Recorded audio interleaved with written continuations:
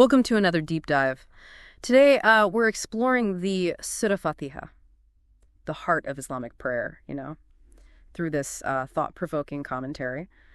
We're going to unpack its unique qualities and spiritual significance. Ready to see this familiar surah in a whole new light? Absolutely. The commentary starts by using a surprising analogy to illustrate the surah's divine nature. A rose. It argues that just like a rose, the surah possesses both external beauty and internal depth. Okay, I'm intrigued. I get the outward beauty part, the eloquent language, the rhythm. It's mesmerizing. But what does the commentary mean by inner depth in this context? It suggests that beyond the aesthetics, the Surah Fatiha contains profound spiritual teachings that can have a transformative effect on those who recite it with true understanding. So it's not just about the words themselves, but about the deeper meaning and the potential for interchange. Exactly. The commentary even suggests that reciting the Surah Fatiha with full attention and acceptance can lead to genuine spiritual enlightenment, a state of inner peace, clarity, and closeness to the divine. That's a bold claim. Does the commentary provide any examples of this transformative power in action? Yes, it does. The author shares personal anecdotes of witnessing the Surah Fatiha reveal hidden events and resolve difficult situations. It's like the surah becomes a conduit for divine guidance and intervention. That's fascinating. It makes you wonder what aspects of the surah itself could create such a powerful effect. That's where the commentary's analysis of the divine attributes mentioned in the Surah Fatiha comes in. It focuses on rabbil, aalameen, Ar-Rahman, Ar-Raheem, and Maaliki, yaumid-deen. And through these attributes, the commentary paints a picture of a God who is both universally present and intimately involved in the lives of his creation. Precisely. The way the commentary unpacks these attributes is really insightful. For example, when discussing Ar-Rahman, the gracious, and the compassionate, it goes beyond the usual explanation of God's mercy and delves into how these two aspects work together. Okay, so how does the commentary distinguish between Ar-Rahman and Ar-Rahim? It describes Ar-Rahman as the all-encompassing grace that flows to all of creation unconditionally, like sunlight that shines on everyone equally.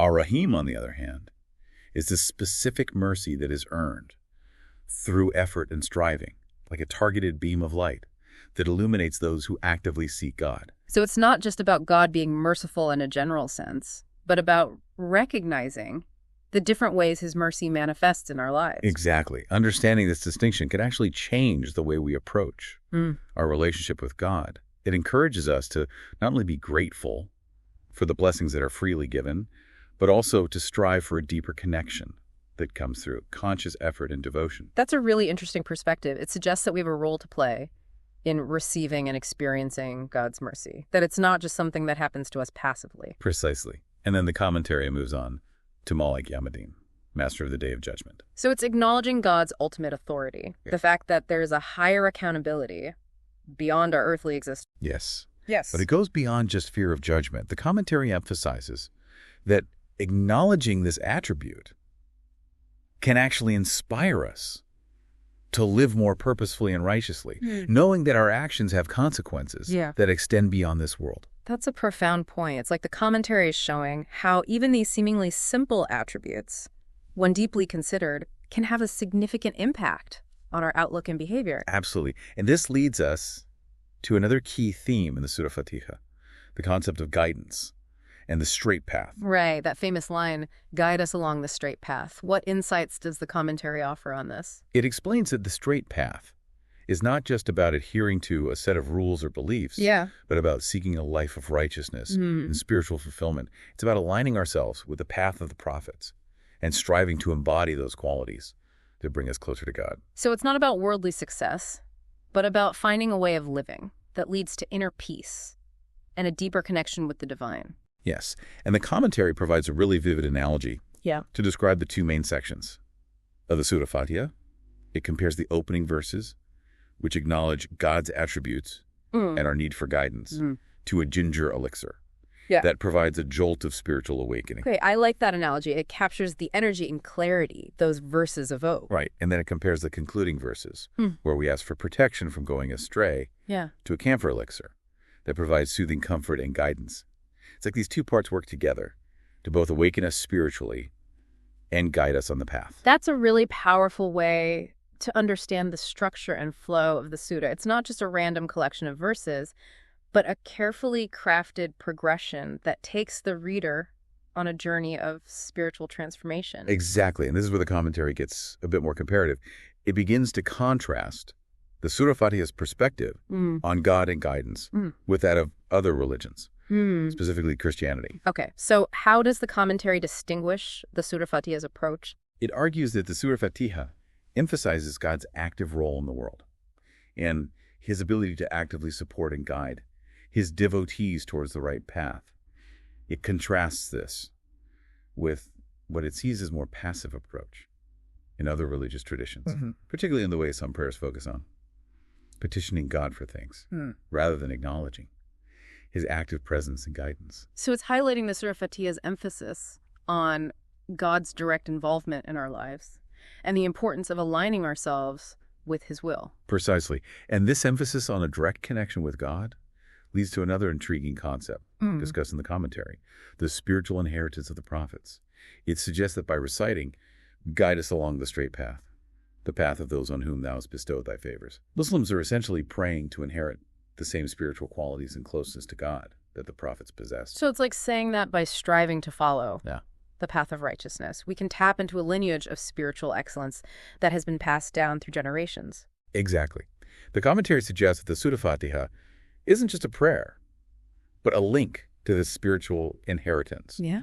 a way of connecting ourselves to the legacy of those who came before us and embodied the divine qualities that we aspire to cultivate. That's a really profound concept. It makes me wonder, how do we access this inheritance? Is it something that's simply given to us, or is there something we need to do to activate it? That's a great question, and it's one that the commentary addresses directly. It emphasizes that this inheritance is not something that's passively received. It requires active effort, a conscious striving to embody the qualities and teachings of the prophets. So it's not just about reciting the words, but about living them, about making those teachings a reality in our own lives. Yes, and the commentary highlights that this active effort involves not just outward actions, but inner transformation as well. Right, like purifying our hearts and aligning our intentions with God's will. Exactly. The commentary even uses the phrase dying before death to describe this process of ego obliteration and complete surrender to God. That sounds pretty intense. What does that phrase actually mean in this context? It's about transcending the limitations of our ego-driven desires and aligning ourselves completely with the divine will. It's a process of letting go of our attachments to worldly things and recognizing that true fulfillment comes from connecting with something greater than ourselves. So it's about a fundamental shift in our perspective, a reorientation of our entire being towards the divine. Exactly. And the commentary suggests that this transformation is not only possible, but essential for truly accessing the spiritual inheritance of the prophets. This is really making me rethink my understanding of the Surah Fatiha. It's not just a beautiful prayer, but a powerful tool for personal transformation and spiritual growth. It's like a roadmap for navigating this journey of awakening, purification, and connection with the divine. That's a great way to put it. The commentary emphasizes that by reciting the Surah Fatiha with understanding and sincerity, we can tap into a profound spiritual lineage and experience the same kind of connection with God that the prophets and saints enjoyed. This is really inspiring. It suggests that the same spiritual heights that were achieved by those chosen individuals throughout history are accessible to anyone who dedicates themselves to the path of prayer and submission to God. But how do we bridge the gap between simply reciting the surah and truly embodying its teachings? That's where the commentary's discussion of prayer comes in. It stresses the importance of turning to a higher power for guidance and support, arguing that intellect alone is insufficient for true understanding. That makes sense, especially within the context of the Surah Fatiha, which is essentially a prayer for guidance and support. But how does the commentary suggest we approach prayer in a way that unlocks this deeper level of understanding? It highlights the importance of approaching prayer with sincerity, humility, and a recognition of our own limitations. It's about coming to God with an open heart and a willingness to surrender to his will. So it's not about demanding things from God or dictating our own terms, but about approaching him with reverence and trust, allowing his guidance to shape our lives. Exactly. And the commentary emphasizes that this surrender is not a sign of weakness, but of strength. It's about recognizing that our own intellect and willpower are limited and that true fulfillment comes from aligning ourselves with a power greater than ourselves. That's a profound point. It challenges us to rethink our ideas about control and surrender, recognizing that sometimes. The most powerful thing we can do is let go and allow ourselves to be guided by a higher wisdom. Precisely. And the commentary goes even further, suggesting that through sincere and persistent prayer, we can actually experience the same kind of divine communion and revelation that the prophets did. It's a bold claim, but how do we make that leap from ordinary prayer to this level of profound spiritual connection? The commentary provides some really practical advice on this. It emphasizes the importance of being consistent in our prayers, making them a regular part of our lives, not just something we do when we're in need. So it's about cultivating a constant connection with God, not just reaching out in times of crisis. Exactly. And it also stresses the importance of being mindful and intentional in our prayers, choosing words that resonate with our hearts and align with our spiritual goals. So it's about moving beyond rote recitation and engaging our hearts and minds fully in the act of prayer. Yes. And the commentary even suggests that the specific words we use in our prayers can make a difference, highlighting the importance of using language that expresses our deepest desires and aspirations, focusing on the qualities and attributes of God that we want to cultivate in ourselves. That's really interesting. It's like the commentary is offering a toolkit for deepening our connection with God and experiencing the transformative power of prayer. It is, and it reminds us that prayer isn't just about asking for things from God. It's about cultivating a relationship with Him, one based on love, trust, and surrender. This is really making me think about the different dimensions of prayer. It's not just about communicating with God. It's about shaping our own inner world, aligning ourselves with His will, and opening ourselves to receiving His grace and blessings. That's a beautiful way to put it. And the commentary highlights that this transformation isn't just for our own benefit. It's about becoming vessels for God's love and mercy in the world, carrying forward the legacy of the prophets, and working towards the establishment of His kingdom on earth. This is really inspiring me to reconsider the role of prayer in my own life. I'm starting to see it as less of a religious duty and more of an opportunity for personal growth and spiritual transformation, a way of connecting to something much greater than myself and contributing to the healing and evolution of the world around me. That's a wonderful realization. And it speaks to the power of the Surah Fatiha. It's a prayer that has been recited by millions for centuries, and its message continues to resonate with those who seek guidance, inspiration, and a deeper connection with the divine. I'm incredibly grateful for the insights we've gained from this commentary. It's really shed light on the depth and richness of the Surah Fatiha, revealing its potential to guide us on our own spiritual journeys. But before we move on, I want to circle back to this idea of extraordinary abilities that we touched on earlier. It's still a bit hard to grasp. Does the commentary provide any further clarification on how these abilities manifest and what their purpose is? It does. It actually delves into some specific examples of how this spiritual inheritance can lead to extraordinary abilities, drawing on historical accounts and personal experiences to illustrate the potential that lies dormant within us. Okay, I'm all ears. What kind of examples does it give? Well, it talks about individuals who have experienced the Surah Fatiha, revealing hidden events, like knowing things they couldn't have possibly known through ordinary means.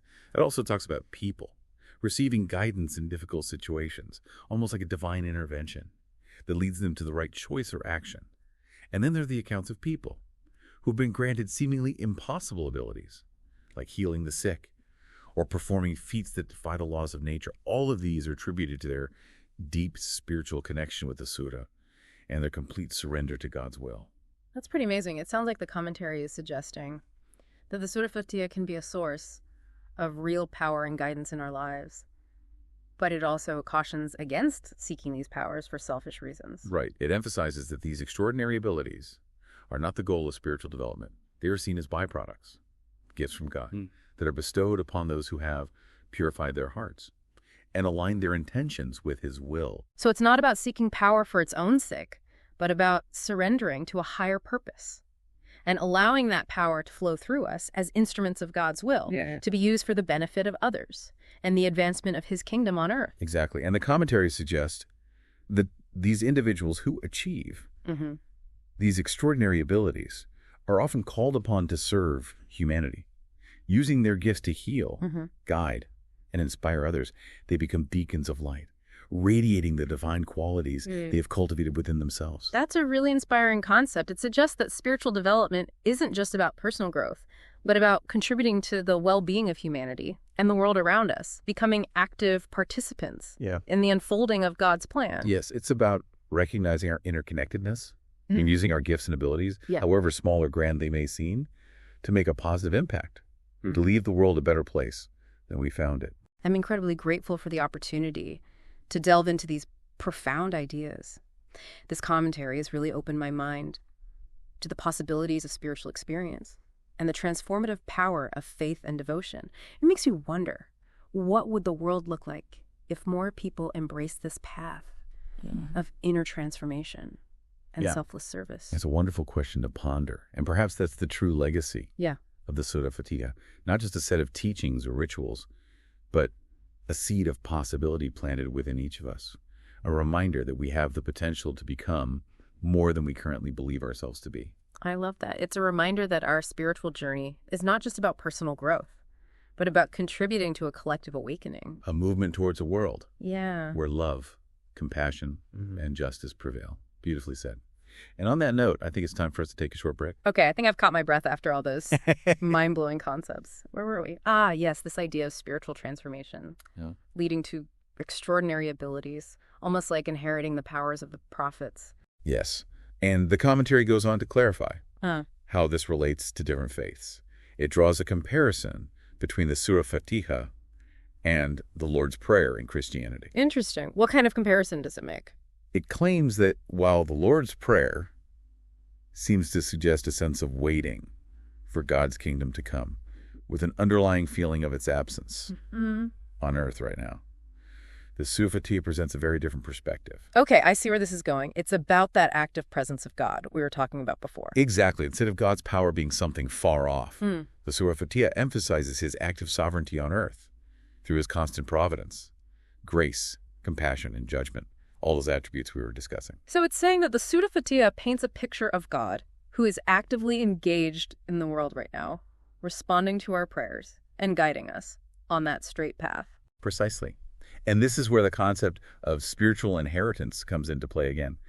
The commentary suggests that by reciting the Surah Fatiha and following its guidance, Muslims can become like the prophets, embodying those same spiritual qualities and receiving those same divine blessings. It's like saying that by aligning ourselves with God's will, we can tap into a lineage of spiritual excellence, experiencing the same closeness to the divine that the prophets did. Right. And it goes even further, claiming that through true obedience and submission to the Prophet Muhammad, Muslims can become like perfect mirrors, reflecting his spiritual essence. Wow, that's a profound level of spiritual transformation. It's suggesting that by following the Prophet's example and teachings, Muslims can literally embody his spiritual qualities. It makes you wonder about the potential for spiritual evolution within any faith tradition. Absolutely. And it's important to note that the commentary highlights that this type of spiritual inheritance isn't about material wealth or worldly power. It's about inheriting the same light, bliss, love, certainty,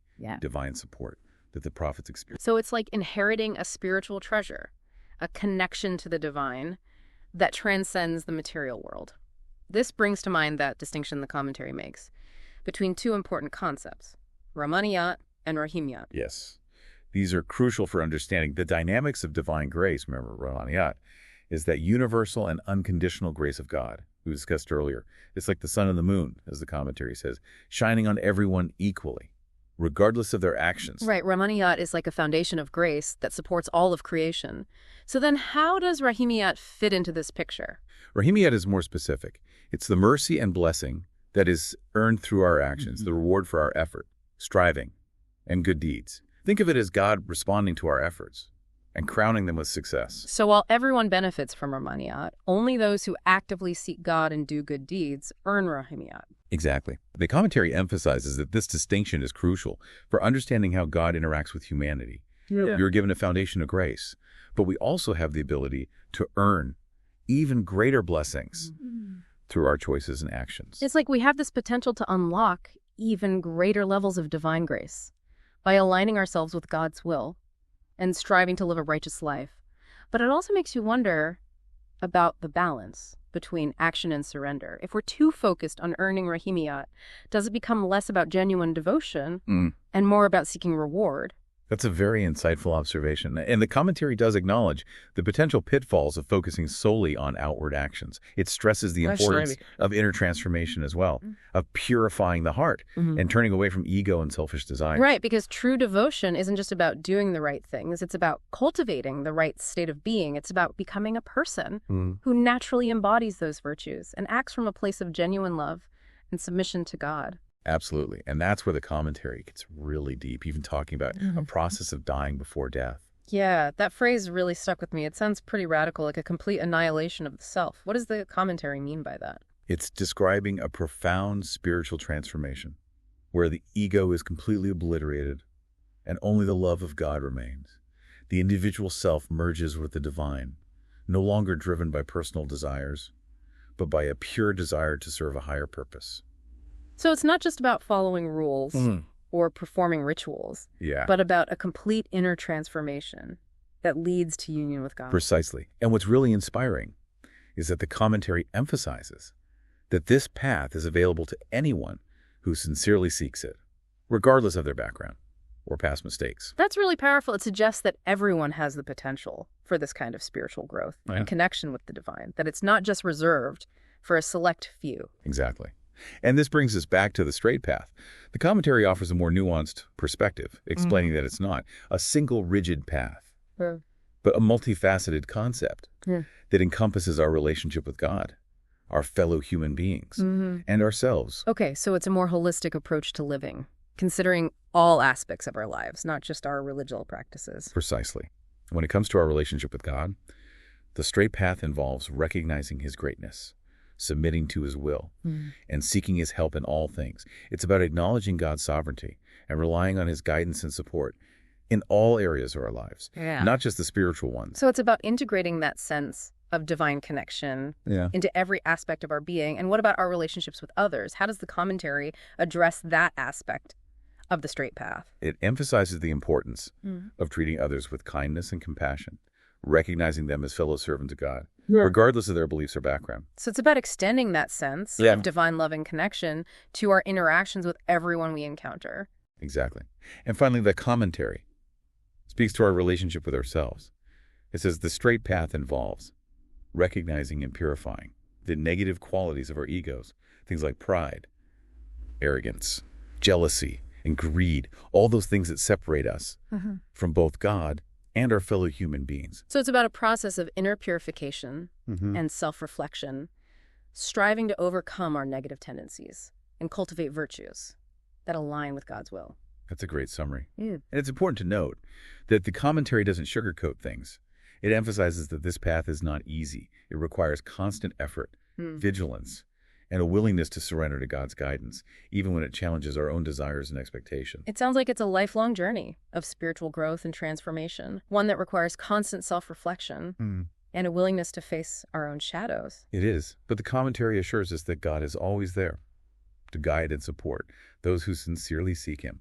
It's like having an invisible companion on this journey, a source of strength and wisdom that we can always turn to, no matter how lost or uncertain we may feel. That's incredibly reassuring. It makes me think about how the Surah Fatiha can act as a compass and guide on that journey.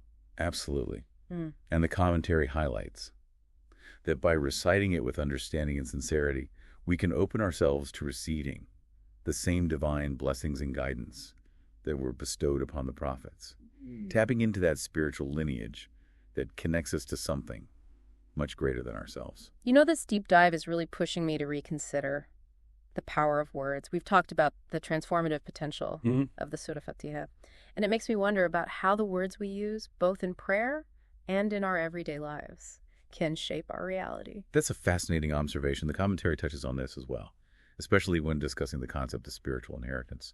It suggests that the surah is more than just a beautiful prayer. It's a conduit for transmitting spiritual knowledge and blessings across generations, a way of connecting to a chain of spiritual transmission that extends back to the very source of divine wisdom. And that this transmission isn't limited to just prophets and saints, but is accessible to anyone who sincerely seeks it. Exactly. The commentary provides some specific examples of how this spiritual inheritance can manifest Right. in the lives of believers. Things like experiencing the Surah Fatiha, revealing hidden events, providing guidance in difficult situations, and even granting them extraordinary abilities. That's pretty amazing. It sounds like the commentary is suggesting Mm-hmm. that the Surah Fatiha can be a source of real power and guidance in our lives. But it's important to remember that it also cautions against seeking these powers for selfish reasons. Right. It emphasizes that the true purpose of spiritual growth is to draw closer to God and to align oneself with His will.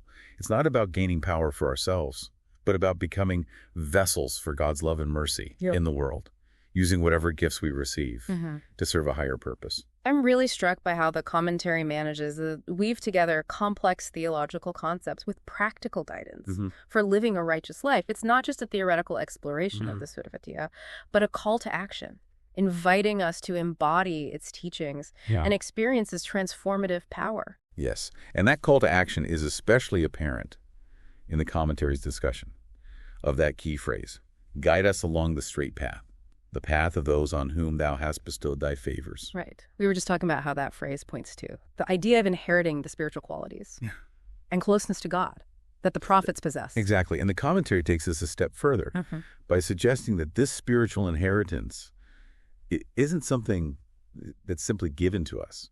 It's something we have to actively seek and cultivate through our efforts, our intentions, and our constant striving to align ourselves with God's will. So it's not just a passive inheritance, but an active process of spiritual growth and transformation requiring effort, dedication, and a willingness to step outside of our comfort zones. Precisely. The commentary highlights that God has promised to guide those who strive in His path. But we have a responsibility to make that effort. We can't just sit back and expect divine blessings to fall into our laps. We have to meet God halfway, so to speak, by actively seeking His guidance and putting in the work to cultivate those qualities that bring us closer to Him. It's like we're being invited to participate in this spiritual lineage, to contribute our own efforts to the ongoing legacy of faith and righteousness, adding our own unique thread to the tapestry of spiritual evolution. That's a beautiful way to put it. And the commentary emphasizes that this effort involves more than just outward actions. It speaks to the importance of cultivating those inner qualities we were discussing, things like sincerity, humility, and a deep, unwavering love for God. It's about aligning our hearts and minds with God's will, not just going through the motions of religious rituals. Right, because true transformation happens on the inside first. It's about becoming the kind of person who naturally embodies those virtues and acts from a place of pure intention, not just seeking outward reward or recognition. Exactly. And speaking of this lineage of faith, the commentary makes a bold claim, saying that Muslims are the spiritual heirs of all the prophets. Wow, that's a pretty significant statement. What does it mean for Muslims to be the inheritors of that legacy, especially in the context of all the prophets who came before? The commentary explains that it's about carrying forward the message of truth and righteousness that the prophets embodied. It's about striving to live in accordance with God's will and to establish His kingdom on earth, not through force or coercion, but through embodying those divine qualities in our own lives and inspiring others to do the same. So it's like inheriting a spiritual mantle and taking on the responsibility of continuing the work that the prophets began,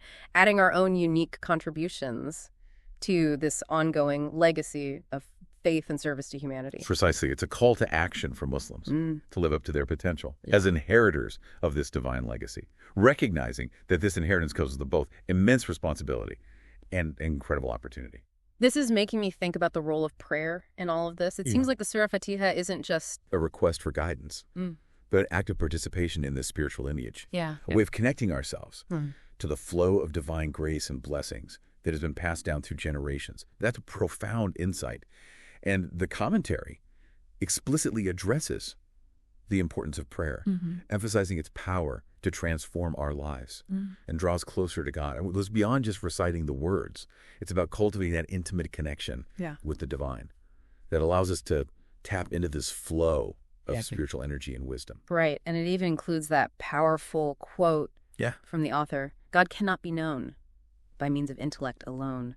It's a reminder that while our rational minds are important, true spiritual understanding often requires a leap of faith, a willingness to surrender to something beyond ourselves, and prayer becomes the bridge that connects us to that realm of experience. Exactly. And the commentary highlights that this guidance isn't just about receiving instructions or commands from God. It's about developing a deep personal relationship with him, one based on love, trust, and that radical surrender we were talking about earlier. That's a beautiful concept. It suggests that prayer can be a way of cultivating intimacy with the divine. Experiencing God's love and presence in a tangible way. It's like having a conversation with your most trusted confidant, sharing your hopes, fears, and aspirations, knowing that you are heard and supported. Unconditional. Exactly. And the commentary goes even further, claiming that through sincere and persistent prayer, individuals can experience the same kind of divine communion and revelation that the prophets did. That's pretty remarkable. It suggests that the same spiritual heights that were achieved by those chosen individuals throughout history are accessible to anyone who dedicates themselves to the path of prayer and submission to God. But what about those of us who struggle with prayer? What if we don't feel that connection or haven't experienced that kind of profound revelation? Does the commentary offer any guidance for those of us who are still finding our way? It does. The commentary acknowledges that the path of prayer is not always easy, and it offers some specific insights into how we can make our prayers more effective and meaningful. Oh, I'm eager to hear about that. What kind of advice does it give?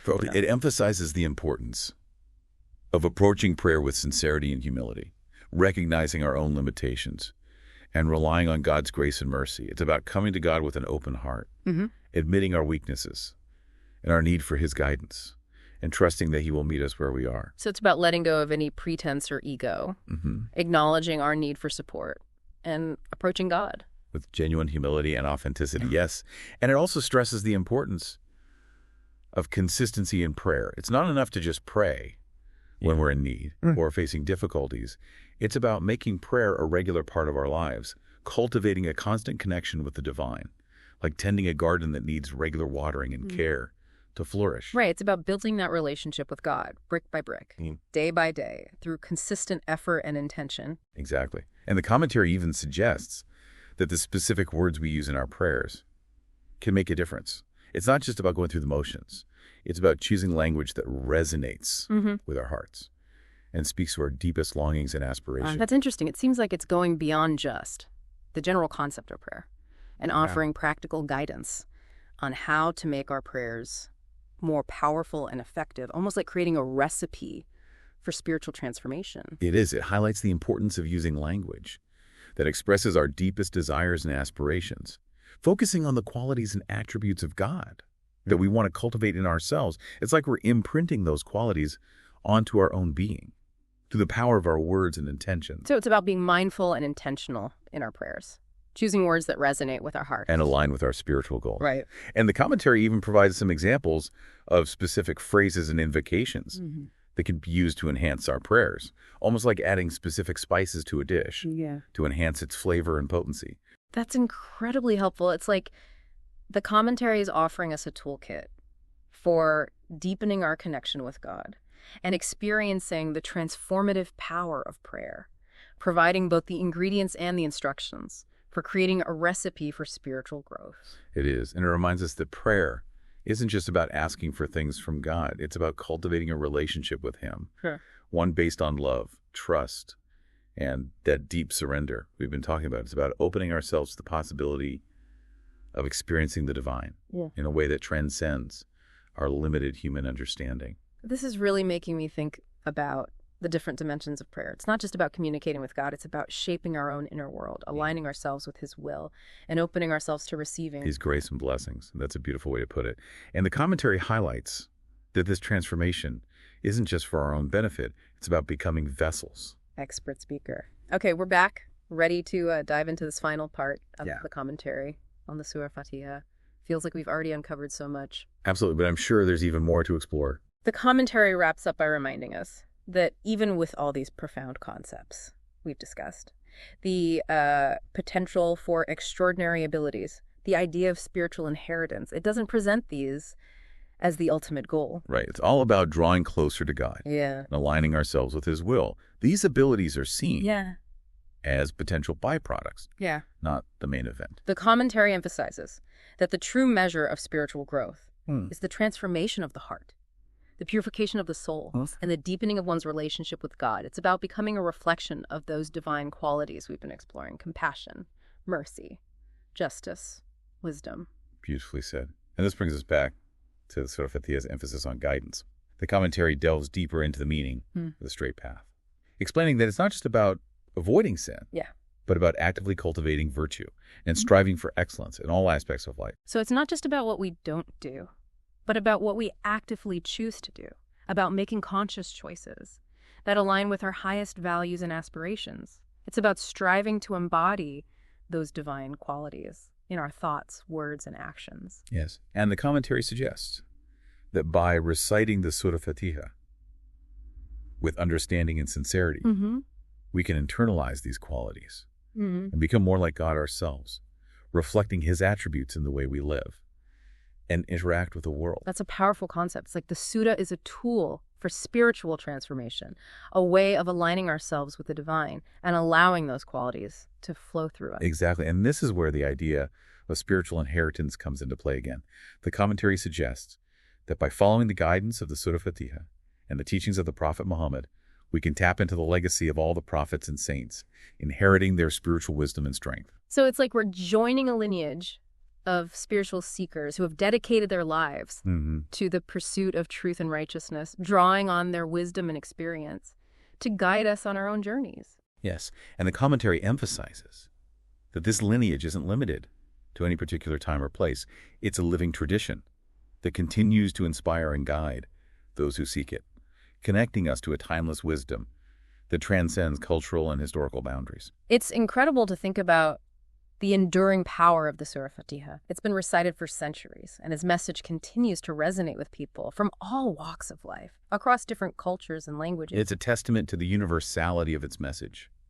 It speaks to something deep within the human heart, a longing for connection, guidance, and meaning, a yearning to transcend our limitations and experience something greater than ourselves. It's making me think about my own spiritual journey and the role that the Surah Fatiha can play in it. It's more than just a prayer to be recited. It's a source of wisdom and inspiration that can guide us towards a more fulfilling and meaningful life, one that is aligned with our highest purpose and connected to something much greater than ourselves. That's a wonderful realization. And as we conclude our deep dive into the Surah Fatiha, I'm reminded of the commentary's final message. It's not enough to just read about these concepts or admire them from afar. We must put them into practice in our own lives. It's a call to action, urging us to take the wisdom we've gained and translate it into concrete steps towards spiritual growth and transformation.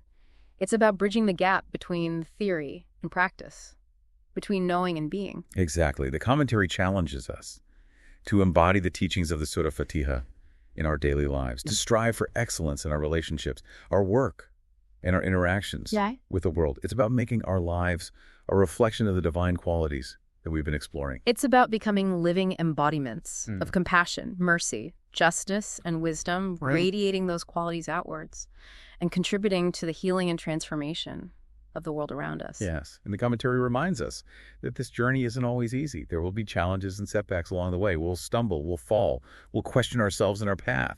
But by staying connected to the source of guidance and strength that the Surah Fatiha represents, through prayer reflection and a commitment to embodying its teachings, we can overcome these obstacles and continue to grow and evolve. We can tap into that inexhaustible well of divine support that is always available to us, even when we don't feel it. Precisely.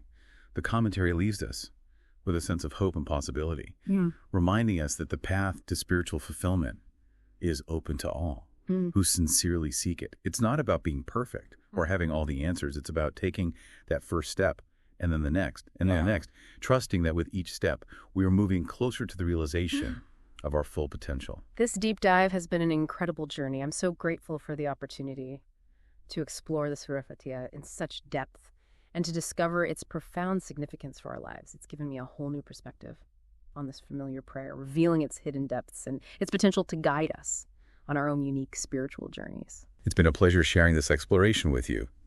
And as we conclude, I will leave you with one final thought from the commentary. It reminds us that the true worship of God goes beyond rituals and external practices. It's about a complete surrender of the heart and a commitment to aligning our lives with His will, allowing His wisdom to guide our thoughts, words, and actions. It's about moving beyond blind faith or rote repetition and cultivating a deep personal relationship with the divine, one based on love, trust, and surrender. Yes, and the commentary concludes with a powerful question. What does it truly mean to submit to a higher power? It's an invitation for each of us to reflect on our own relationship with the divine and to consider what it means to live a life of genuine faith and devotion, not just in words, but in action. That's a powerful question to ponder. I encourage all of you listening to take some time to reflect on this and to consider what steps you can take to deepen your own spiritual journey, to connect with that source of guidance and wisdom that resides within each of us. And on that note, we've reached the end of our deep dive into the Surah Fatiha. Thank you for joining us on this exploration. May its wisdom continue to guide and inspire you on your path. Thank you for listening. We'll be back soon with another deep dive into a new and fascinating topic. Until then, keep seeking, keep learning, and keep growing. All right, ready to dive deep. Today, it's something I know you've been wanting to understand better. Oh, yeah. The meaning behind Bis-mil-la, Ar-Rahma-nir-Raheem. Okay, yeah. Yeah, that phrase, it's always translated as, in the name of Allah, most gracious, most merciful. Right. But it's not just any phrase, right? This is the very first verse of the Quran. It is. Right there at the start in the Fatiha, the opening chapter. And it's really fascinating because, I mean, a lot of people think of this phrase, and I used to as well, as just sort of like a ceremonial opening. Like, okay, you're starting something, you say, Bis-mil-la, and you go. But actually, when you look deeper, and especially with some of the source material you've given us from the Quran itself, but also some commentaries by Mirza Ghulam Ahmad, you realize that this phrase is so much more than just a ceremonial opening. Yeah. It's like a portal into Islamic theology and spirituality. You know, I've always been curious about the Fatiha. It's recited so often. It is, yeah. It's like across Islamic practice, but I've never really, dug into those deeper layers. It's a powerful chapter, for sure. And it's interesting because, in a way, it kind of sets the stage for everything that follows in the Quran. Okay. And this opening phrase, Bis-mil-la-Rahim, it really does encapsulate some of the most fundamental Islamic beliefs. Okay. About God, about creation, and as we'll see later, even about human evolution. I'm intrigued. So let's break it down word by word. Right. Bis-mil-la meaning in the name of Allah. Pretty straightforward, right? It might seem that way at first glance, but the name Allah itself, it's incredibly significant. Okay. It's not just a label. It's a term that encompasses all of God's perfect attributes. His beauty, His power, His mercy, His knowledge. It's all contained within that one name. Wow. So it's like a container for the entirety of God's being. That's a great way to put it. That's powerful. But then we add these two words, Rahman and Rahim. Right. Both often translated as merciful. What's the nuance there? I've always wondered about that. That is the million-dollar question. And it's where things get really interesting. Because this is one of those areas where a lot of people kind of just gloss over and they think, oh, merciful, merciful. It's the same thing. Yeah. But Rahman, it refers to Allah's universal spontaneous grace. It's the kind of mercy that's given freely to everyone. Okay. Regardless of their actions or beliefs. Think of it like the sun. Okay. Shining on both the just and the unjust. Right, a baseline of mercy just built into existence itself. Exactly, exactly. But what about Rahim? So Rahim is a little bit different. Rahim is more specific. It refers to the mercy that's bestowed upon those who strive for righteousness. Okay. Who actively seek God's guidance and try to align their actions with His will. So it's fair to say, like, Rahman is this sort of potential for mercy that's within us. Mm-hmm. And Rahim is what we can achieve when we actually sort of cultivate that potential. I like that. That's a good way to put it. It's like a farmer, who plants a seed. Mm-hmm. The potential for a bountiful harvest is there. Right. But you have to put in the work, you need diligence, and a little bit of luck doesn't hurt either. That's a great analogy, but how does this relate to the listener? Oh, it's a good point, yeah. Like, what does this mean for them in their everyday lives? I mean, well, think about it this way. This whole understanding of Rahman and Rahim, it can be a powerful framework for understanding our own spiritual growth. Well, the gifts we're born with, our talents, our natural inclinations. Those are expressions of Allah's, what we call Rahmaniyat. Okay. But it's through our choices, our actions, our striving for goodness, that we really tap into Rahimiyat and truly flourish. I'm starting to see how these concepts can be applied on such a personal level. Yeah. It's not just some abstract theological idea out there. Right. It's really about understanding how God's mercy is working, within our lives. Absolutely. And what's really fascinating is that the text actually takes this idea even further and suggests that prophets like Muhammad and Jesus are actually living embodiments of these divine attributes. Wait, so prophets are like walking, talking examples of Rahman and Rahim. Precisely. They embody these qualities in their actions, in their teachings, in their very beings. Wow. And it's through studying their lives and trying to emulate their example that we can learn to cultivate those same qualities within ourselves. So we're actually seeing God's mercy and grace played out in human form. That's a beautiful way to put it. Yeah. And it really brings us back to the significance of saying Bis-mil-la-hi. It's not just a formality, it's a way of aligning ourselves with those divine attributes, invoking God's grace and mercy into our lives. I mean, just saying those words can have that kind of impact. It's powerful, yeah. I never really thought about it like that before. Yeah, it's easy to just kind of say it without thinking about it.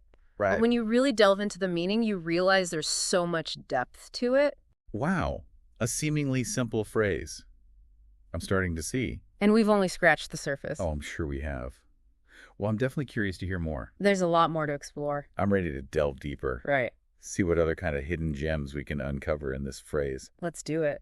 So we're talking about prophets as living examples of these divine attributes. Right. Rahman and Rahim. Mm-hmm. I'm really interested to explore this further. Okay. Especially, in the context of specific prophets like Muhammad and Jesus. Yeah, absolutely. Let's start with Prophet Muhammad. Okay. So his very name, Muhammad, it's actually linguistically connected to Rahman. Okay. It carries this meaning of being praised, lauded, even adored. So it kind of reflects that aspect of Allah's grace that inspires awe and reverence. That makes sense. I mean, when I think about, the early Muslims, the companions of the Prophet, Right. they were known for their strength, their influence, spreading Islam across this, vast region. Is that connected to this idea of Rahman? It's a fascinating connection, isn't it? Because, the text seems to suggest that Rahman, while it encompasses universal love, it also has this element of power and majesty. It's not just about gentle kindness. Right. It's also about the awe-inspiring nature of creation. Yeah. Those forces that shape the universe. So there's this duality to Rahman, this blend of power and love. Exactly. And then we have Ahmad, which is another name for Prophet Muhammad. Okay. And it's also a name associated with the promised Messiah. Right. And this name is actually linked to Rahim. Yeah. So it emphasizes more grace, compassion, and a more inward-focused peace. So we have Muhammad reflecting Rahman with its outward strength and influence, and then Ahmad reflecting Rahim with its focus on inner peace and compassion. It's really interesting. That's an interesting contrast. It is. And the text actually uses this really beautiful analogy to illustrate this point further. It talks about prophets as mirrors, reflecting the divine light. So imagine a series of mirrors, each reflecting a different aspect of that light. So through their unique qualities and actions, each prophet is reflecting a particular facet of Allah's attribute. Precisely. Okay. And it kind of makes these divine qualities, which can sometimes feel a little bit abstract, it makes them more tangible, more accessible to us as human beings. It's like we're seeing those abstract concepts made real in the lives of these, extraordinary individuals. Exactly. That's a powerful image. It makes me think about the role of the promised Messiah, who you mentioned is also associated with the name Ahmad. Right. What's the significance of that connection? Well, the text suggests that the promised Messiah, by reflecting Rahim, embodies that aspect of Allah's mercy, which is focused on guidance and support for those who are actively striving for righteousness.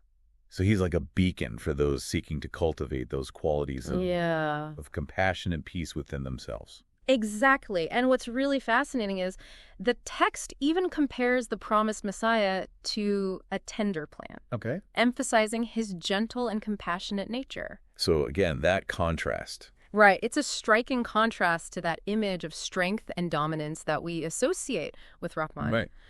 So it highlights, the different ways that Allah's attributes can manifest in the world. So it's like a spectrum of divine attributes, with different individuals and groups embodying different aspects of that spectrum. Yeah, that's a beautiful way to put it. And I think it highlights the richness and complexity of Allah's nature, how he manifests in such diverse ways throughout history. This is making me rethink, Bis-mil-la, Ar-Rahma-nir-Raheem. Like, this isn't just a phrase to recite at the beginning of a prayer. No. It's really a statement about the very nature of God and our relationship with him. Absolutely. And it's a reminder that we can actually tap into those divine attributes. We can cultivate them within ourselves and become reflections of that same grace and mercy in the world. But how do we do that? I mean, it all sounds very abstract, very lofty.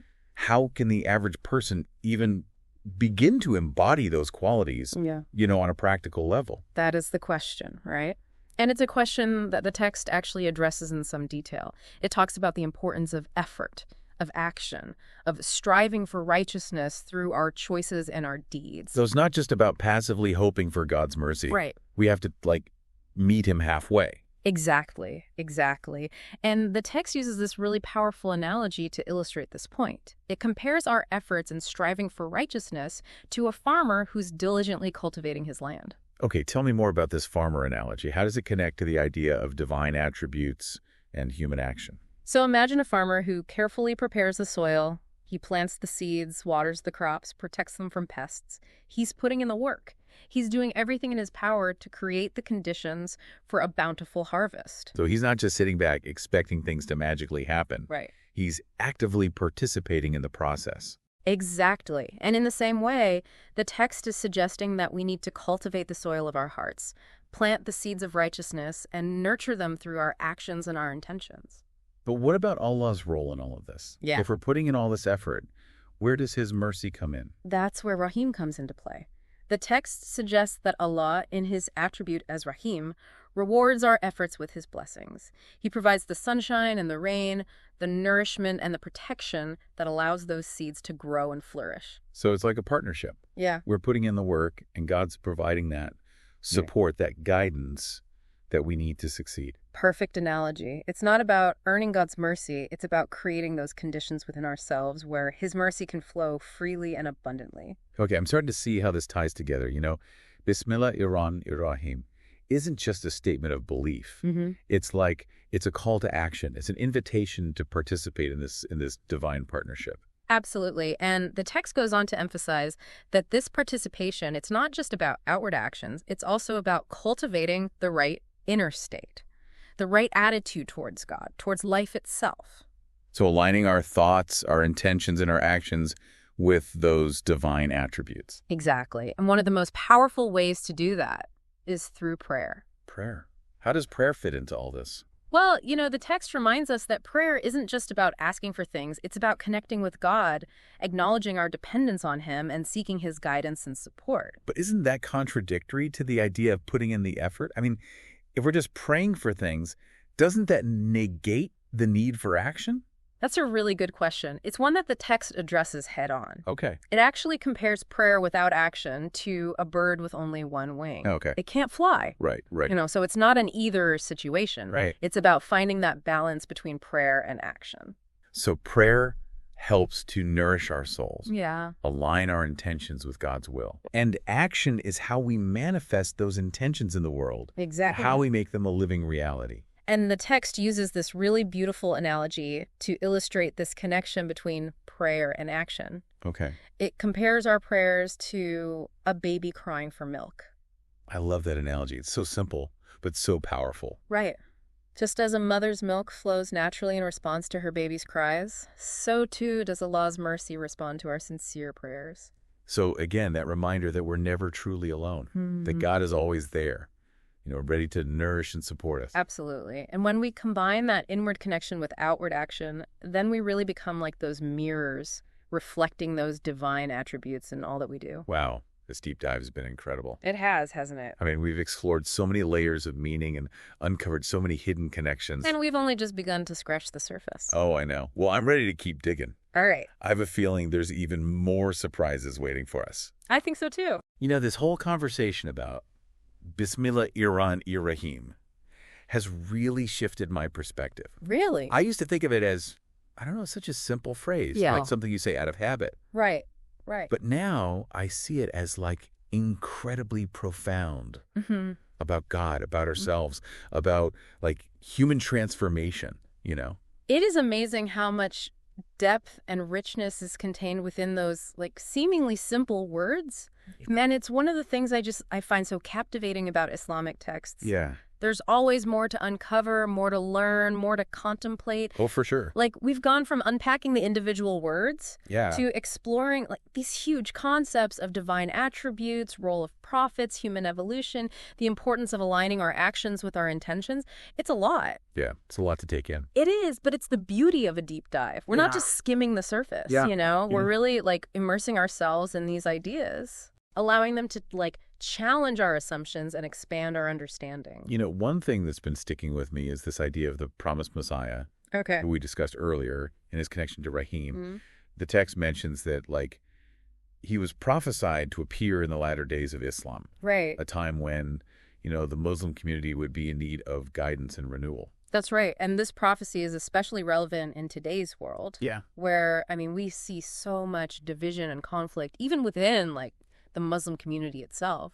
So how does the promised Messiah's message address these challenges? Like, what kind of guidance does he offer? Well, the text emphasizes the promised Messiah's focus on peace and compassion. Okay. Which aligns perfectly like with the attribute of Rahim. Right. And it suggests that his mission is to revive the true spirit of Islam, which is based on love, on mercy, on service to humanity. So it's not about imposing a certain ideology or dogma, but about returning to the, I don't know, the core values. Yeah, the essence. Yeah, the essence of Islam. He resonates with me. I feel like sometimes we get so caught up I agree. in the details, the rituals, the external aspects of religion that we lose sight of, like the heart of it all. Right, the heart. Yeah. And the text suggests that this return to core values is essential for the spiritual renewal, not just of the Muslim community, but of the world as a whole.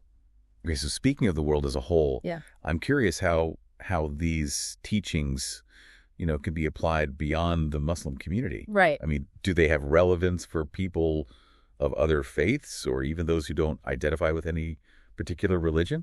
That's a great question. And I think, you know, while these teachings are rooted in Islamic theology, I believe they hold universal truths that can resonate with anyone who's seeking to cultivate compassion, peace, and a deeper connection with the divine, however they conceive of it. So it's about recognizing that common thread of humanity that runs through us all, regardless of, you know, our beliefs or our backgrounds. Absolutely. And the text really emphasizes that this recognition is essential for overcoming all those divisions and conflicts that we see in our world. This all connects back to, you know, your thought-provoking question that you asked earlier. Like, the text suggests that perfect humans become reflections of divine attributes. What does that mean for you? Right.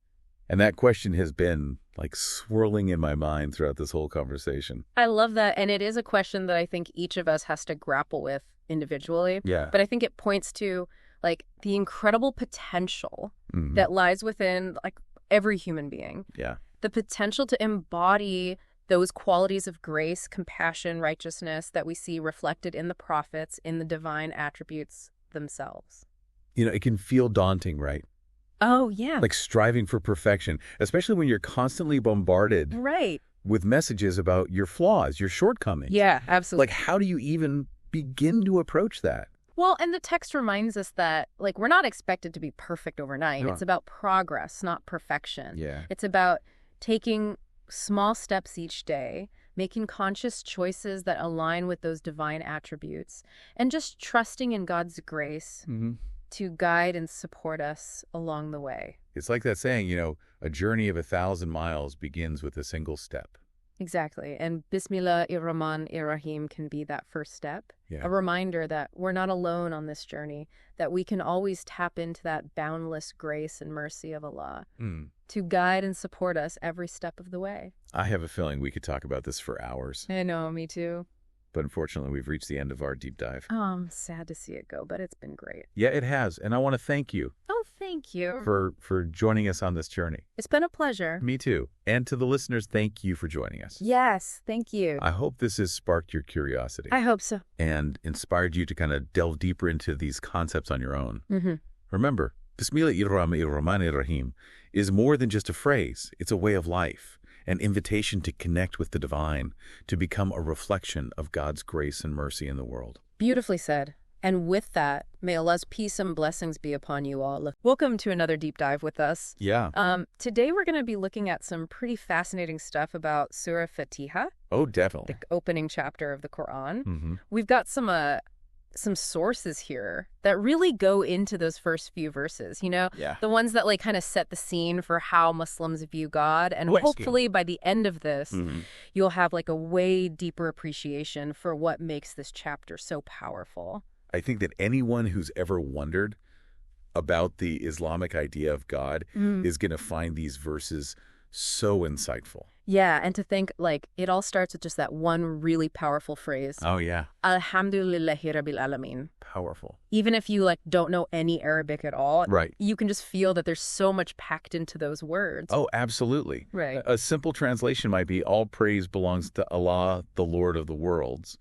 But that doesn't even come close to covering all the nuances, For sure. Each word just adds another layer of meaning. So walk me through what's so special about Alhamdu. Well, it goes way beyond just saying, good job, God. Okay. It suggests a praise that, takes in everything. It recognizes perfection on a scale we can barely even wrap our heads around. It's praise that's worthy of a being who created everything. Exactly. Not just a specific group or nation. Exactly. And that's reinforced by lil-la, making it crystal clear that this ultimate praise is only meant for Allah, the proper name for God in Islam. Okay.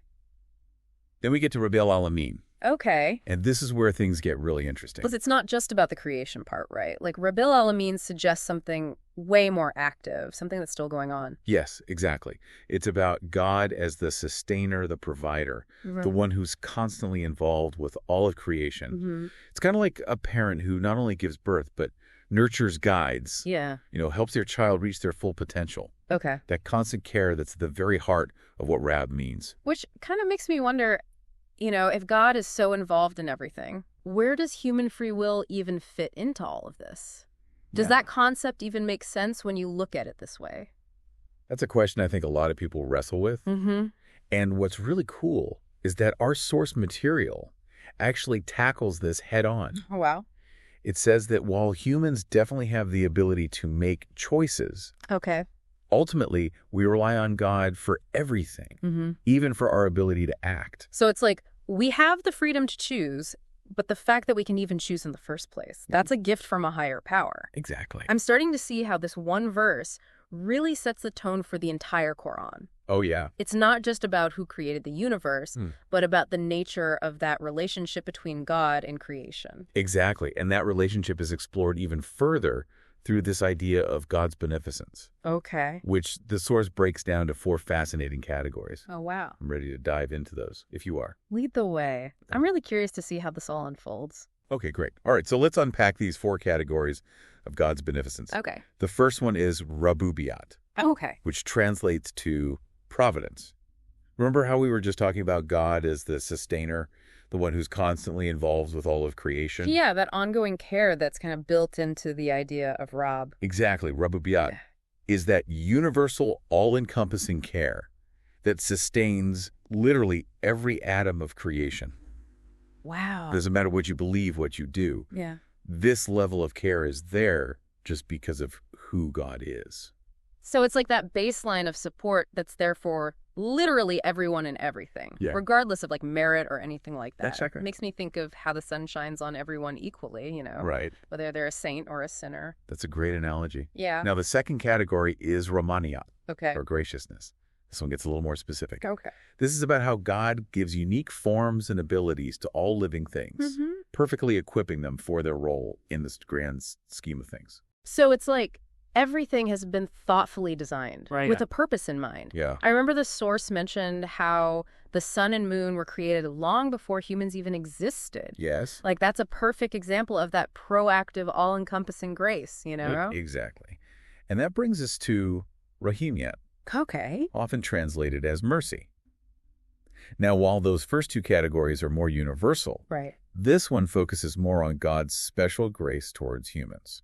So this is where our choices actually start to matter. Exactly. Rahimiyat is all about how God responds to our prayers, our supplications, our efforts to live righteously. Okay. It's that extra outpouring of grace that comes when we actively seek that connection with the divine. Which, if you think about it, ties back to that idea of free will we were talking about. Right. We have that ability to choose to align ourselves with God's will and attract that special mercy. Exactly. I'm really starting to see how all of these concepts kind of weave together. Absolutely. And that leads us to the final category, Maaliki yaumid-deen, which means master the day of judgment. Okay. Now, this is where ultimate justice and reward could come into play. Oh, wow. In the afterlife. So it's like a reminder that our actions in this life, they actually have eternal significance. Precisely. The source even uses some powerful imagery to drive this point home. Oh, really? Like the description of 8 angels supporting the divine throne on the day of judgment. It really emphasizes the grandeur and gravity of that final reckoning. So we've got this baseline level of care that extends to all creation, that's Rabubiyat. Right. Then God equipping each being with its own unique purpose, Rahmanat. Yeah. The special mercy that we can attract through our choices, Rahimiyat. And finally, that ultimate accountability in the hereafter, Malikiyat Yaumid-deen.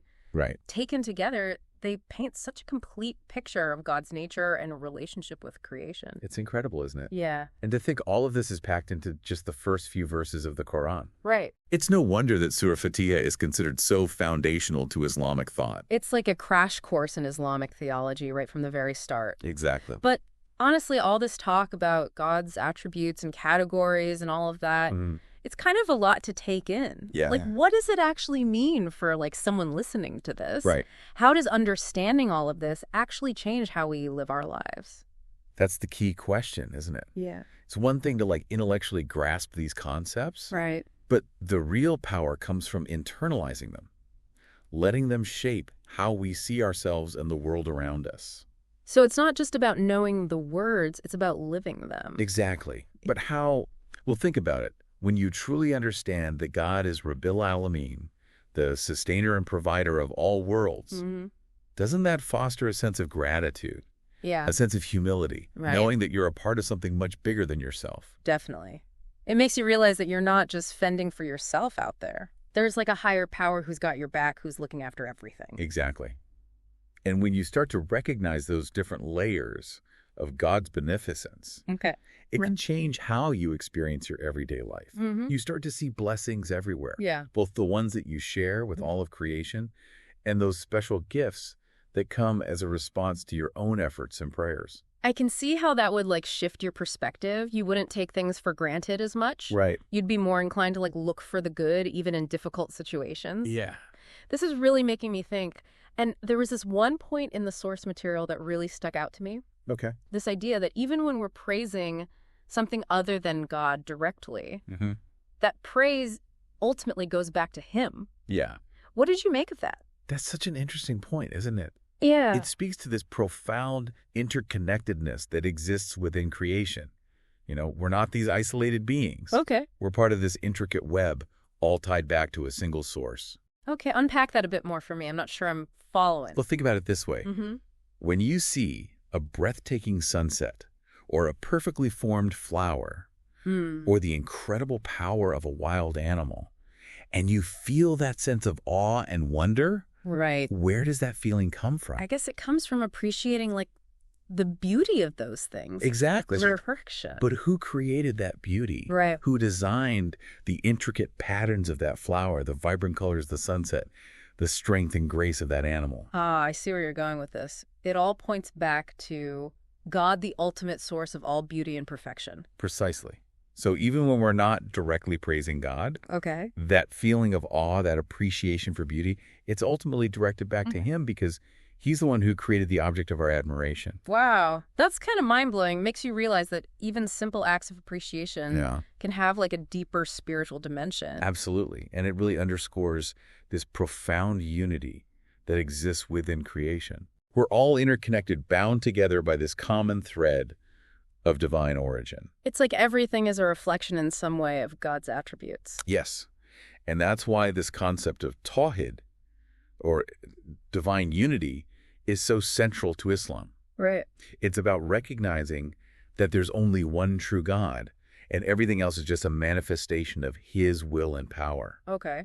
Which brings us full circle back to the beginning of Surah Fatiha with that declaration, Al-hamdu, lil-la-hi, rabbil, aalameen. All praise belongs to God, the Lord of all worlds. It's like that phrase unlocks a deeper understanding, not just of the Quran, but of reality itself. I love that way of putting it. The more we explore these profound texts, the more we discover about ourselves and our place in the grand scheme of things. And that's what makes these deep dives so rewarding. We get to unpack these complex ideas and hopefully walk away with a bit more wisdom than we started with. It's been a pleasure exploring this with you. Likewise. And to our listener, thank you for joining us on this journey into the heart of Surah Fatiha. We've only just scratched the surface, but hopefully it's given you a taste of the richness and depth that this chapter holds. We encourage you to keep exploring these ideas, maybe even seek out a complete translation and commentary to delve even deeper. And with that, I'll leave you with one final thought to ponder. If even the praise we give to like other things ultimately goes back to God, what does that tell us about how everything in the universe is connected? It's like this idea is hinting at something much bigger, don't you think? It really does. It suggests that we're all part of this like intricate web woven together by the divine. Right. And it's not just a passive connection either. Okay. Our actions, even the seemingly small ones, they have a ripple effect throughout the universe. So it's like we each have a responsibility to contribute to that harmony. Exactly. When we live in alignment with those divine principles we were talking about. Okay. You know, when we choose kindness and we strive to make a positive impact, we're strengthening that interconnected web. But then on the flip side, negativity and discord can really disrupt that balance. It makes you think twice about how you move through the world, knowing that your choices have consequences beyond what you might immediately see. Absolutely. It's both humbling and empowering, isn't it? Yeah. Humbling because it reminds us that we're not the center of the universe. Right. But empowering because it shows that we do have a role to play in this grand cosmic tapestry. This whole deep dive has been such an eye-opener. We've just scratched the surface of Surah Fatiha, but even that little glimpse has given me a whole new appreciation for its wisdom and depth. I agree. It's a chapter that just keeps unfolding the more you reflect on it. And that's what I love about these deep dives. We get to explore these incredible ideas and come away with like a richer understanding of ourselves and the world around us. It's been a pleasure sharing this journey with you and our listener. And to you, dear listener, thanks for being here with us today as we took this deep dive into Surah Fatiha. Hopefully it sparked your curiosity to learn even more. Maybe you'll be inspired to seek out a complete translation and really dig into all the layers of meaning it holds. But until next time, keep exploring, keep questioning, keep diving deep. Welcome to the Deep Dive. Today, we're tackling a topic that you requested, and it's a fascinating one. Oh, yeah. Yeah, the concept of God as presented in Surah Fatiha, the opening chapter of the Holy Quran. Right. We'll be looking at excerpts from Maaliki.pdf, which offers some insightful commentary and interpretations. Surah Fatiha is often called the mother of the book, and you'll find Muslims reciting it in every prayer. Yeah. It's deeply ingrained in their lives. That's right. And what we want to do is uncover what these interpretations tell us about the nature of Allah and why these concepts are so crucial to Muslims. Yeah. Did you know that the very first verses of Surah Fatiha are considered a sort of blueprint for understanding God's relationship with humanity? It's true. Yeah. And to understand this relationship, the source highlights 4 central attributes of Allah, which are often referred to as the mother attributes. These are rabbil, aalameen, Lord of universal providence. Ar-Rahman, the gracious. Ar-Raheem, the compassionate. And yaumid-deen, master of the day of judgment. Mother attributes is a great way to describe them. Yeah. It really points to their foundational role. Yeah. Like pillars supporting our understanding of God. Exactly. Think of it this way. All other attributes of Allah stem from these 4. Right. So they are absolutely essential to grasp. So let's dive into each of these pillars, starting with Rabbil Aalameen, the Lord of universal providence. What does that tell us about Allah? This attribute signifies that Allah is the creator, sustainer, and nourisher of everything that exists, not just in the beginning, but continuously. Right. His providence is active and deliberate. The source was very clear on that point, wasn't it? Right. It rejected the idea of a God who created the universe and then just step. Yes. The source compares that idea to a machine Right. running on its own without its maker. Okay. This means there's a constant and intimate connection between Allah and all of creation. So every sunrise, every breath we take Right. is a testament to that connection. Precisely. Now, moving on to Ar-Rahman, the gracious. Okay. We encounter Allah's boundless grace and mercy. Mhm. This flows to all of creation, Okay. regardless of their actions or beliefs. It makes me think of a verse from the Quran, my mercy encompasses all things. It really highlights that universal, unconditional aspect of our. That's a great connection. Yeah. And remember the example the source used? The sun, moon, air, and water? Oh, right. They provide for everyone, Yeah. regardless of their worthiness. Yeah. Just like the grace of Allah. It's a beautiful analogy that really brings the concept down to earth. Yeah. Now, what about Ar-Rahim, the compassionate? Okay. It sounds similar to Ar-Rahman. It does. Is there a difference?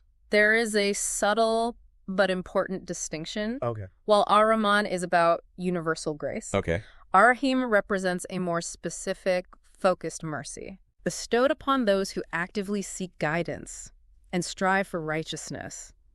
Mm-hmm. So it's not automatic. It requires effort from us. So it's not just about passively receiving, Right. but actively seeking and working towards deserving that special mercy. You could say that the source even quotes a passage that emphasizes this. Oh, really? This grace is contingent on good works, virtue, uprightness, piety, and faith. It is only one who earnestly seeks this grace who receives it.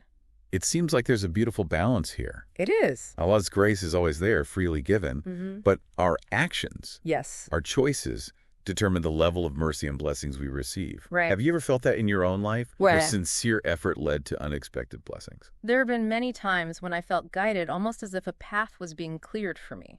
Wow. It's difficult to explain, but Yeah. those moments are often attributed to the attribute of Ar-Rahim. It's fascinating how these concepts can be so personal, Yeah. so deeply felt, even as we discuss them in a theoretical context. Absolutely. Hmm. And that brings us to the fourth attribute, Maaliki yaumid-deen, Yeah. which is master of the day of judgment. This one feels a bit more intense. It does. The reminder of accountability. It refers to Allah's ultimate authority over judgment, doesn't it? Yes. The weighing of our actions and the decision of reward or punishment. Exactly. But the source points out something very interesting here. Cool. It draws a parallel between the final day of judgment Okay. and the judgment that's constantly happening in our lives right now. So it's like we're experiencing many days of judgment all the time. Think of it this way. Every choice we make, Mm-hmm. every action we take has consequences, right? Yeah. That in itself is a form of judgment. It's a bit humbling, isn't it? It is. To think that our choices are constantly being weighed, even in seemingly small everyday moments. Yeah. It makes you consider the impact of your actions more carefully. And that's one of the key takeaways here. Yeah. Understanding Maaliki yaumid-deen isn't just about fearing a future judgment. It's about recognizing that our actions have consequences, both in this life and the next. So we've explored these four pillars. Right. These mother attributes. Rabbil, aalameen, Yep. Ar-Rahman, Ar-Rahim, and Maaliki yaumid-deen. Yeah. But how do they all tie back to Surah Fatiha itself? Well, remember what we said at the beginning? Yeah. The very first verses of Surah Fatiha are like a blueprint for understanding God. Right. These four attributes are presented right at the start, Okay. and their placement is deliberate. The source mentioned that the arrangement of verses following these attributes was significant. It is. Okay? It's like a carefully crafted conversation Okay. between humanity and the divine. Interesting. The verses that follow reflect a specific order, Mm-hmm. highlighting the relationship between our needs and Allah's attributes. For example, the verse, "Thee alone do we worship," Yes, comes right after "All praise belongs to Allah," it does. which emphasizes that true worship comes from recognizing and appreciating Allah's perfect attributes. It's a beautiful symmetry, isn't it? Yeah. Recognizing His attributes leads to true worship, and understanding these attributes helps us approach Allah in prayer and seek His guidance in our lives. It's not just about reciting the words, but understanding their deeper meaning and aligning ourselves with these fundamental attributes. Exactly. It makes prayer more than just a ritual. It becomes a conscious effort to connect with the divine. That's the essence of it, aligning our hearts and minds with the very nature of Allah as expressed through these core attributes. Right. But we've only just begun to scratch the surface. Uh-oh. These attributes have deeper layers, Really? especially when we consider the concept of the promised Messiah. And that's where things get even more intriguing. We'll dive into that connection in our next segment. Stay with us. Welcome back to the Deep Dive. We're delving deeper into the four mother attributes of Allah and their connection to the promised Messiah, a concept that was specifically mentioned in the source material. You know, it's interesting that you call these four attributes pillars. Yeah. The source actually uses an analogy of a throne Okay. to represent these attributes, saying they're like the four legs upon which the majesty of Allah rests. That's right. I remember that analogy. Yeah. Each leg representing one of the four attributes we've been discussing. Right. It's a powerful image that emphasizes their foundational role. But the source goes even further, Right. describing each leg of this throne as being upheld by an angel. Wow. These angels act as a bridge between the divine attributes and the world we experience. So the angels are like intermediaries, Yeah. bringing the attributes of Allah into the realm of creation. You could see it that way, but it's important to remember that this language, this imagery of a throne and angels, Right. is meant to be symbolic, not literal. Right. It's a way of trying to express something that's ultimately beyond our human comprehension. Exactly. The source is using this imagery to point towards concepts that are difficult to grasp with our limited understanding. It's like trying to describe the vastness of the ocean to someone who's never seen it before. Right. You need metaphors and analogies to even begin to convey the immensity. That's a great comparison. Yeah. And it reminds us that we should approach these concepts with humility, Right. recognizing the limits of our human perception. Speaking of limitations, Okay. the source also mentioned that these four mother attributes, Yes. while fundamental, aren't the only ones describing Allah. Right. There are more, Yeah. but they're revealed in stages. Yes. The source states that there are four additional attributes that will manifest more fully in the hereafter. Okay. It describes them as emerging from the four mother attributes, Okay. connected to deeper levels of spiritual understanding. So it's like progressing through levels in a video game. Yeah. As you advance, you unlock new abilities and gain access to hidden areas. In this case, it's about deepening our understanding of Allah's attributes as we progress spiritually. I like that analogy. It captures the sense of spiritual growth and the unveiling of greater truths as we evolve. Now, let's shift gears a bit and bring in the concept of the promised Messiah. Okay. The source specifically links these four attributes to his advent, describing his time as a day of requital. Right. But why would a figure associated with peace and renewal be connected to judgment? It's a fascinating point, isn't it? Yeah. The source explains that this day of requital shouldn't be understood as a harsh, punitive judgment. Instead, it refers to a period of spiritual awakening, Okay. a revival of faith. So it's less about punishment and more about setting things right, Right. separating truth from falsehood. You could say that the source clarifies that the day of requital marks a time when truth is revealed and falsehood is exposed, leading to a spiritual reckoning. It's like a line in the sand is drawn, Right. and people are compelled to choose sides based on what they believe to be true. Exactly. And this day of requital isn't just a future event. It's a recurring theme throughout history. Oh, okay. The source points out that the time of the Holy Prophet Muhammad was an earlier manifestation of this concept. So it's a cycle of decline followed by renewal. Yeah. A constant battle between truth and falsehood. Yeah.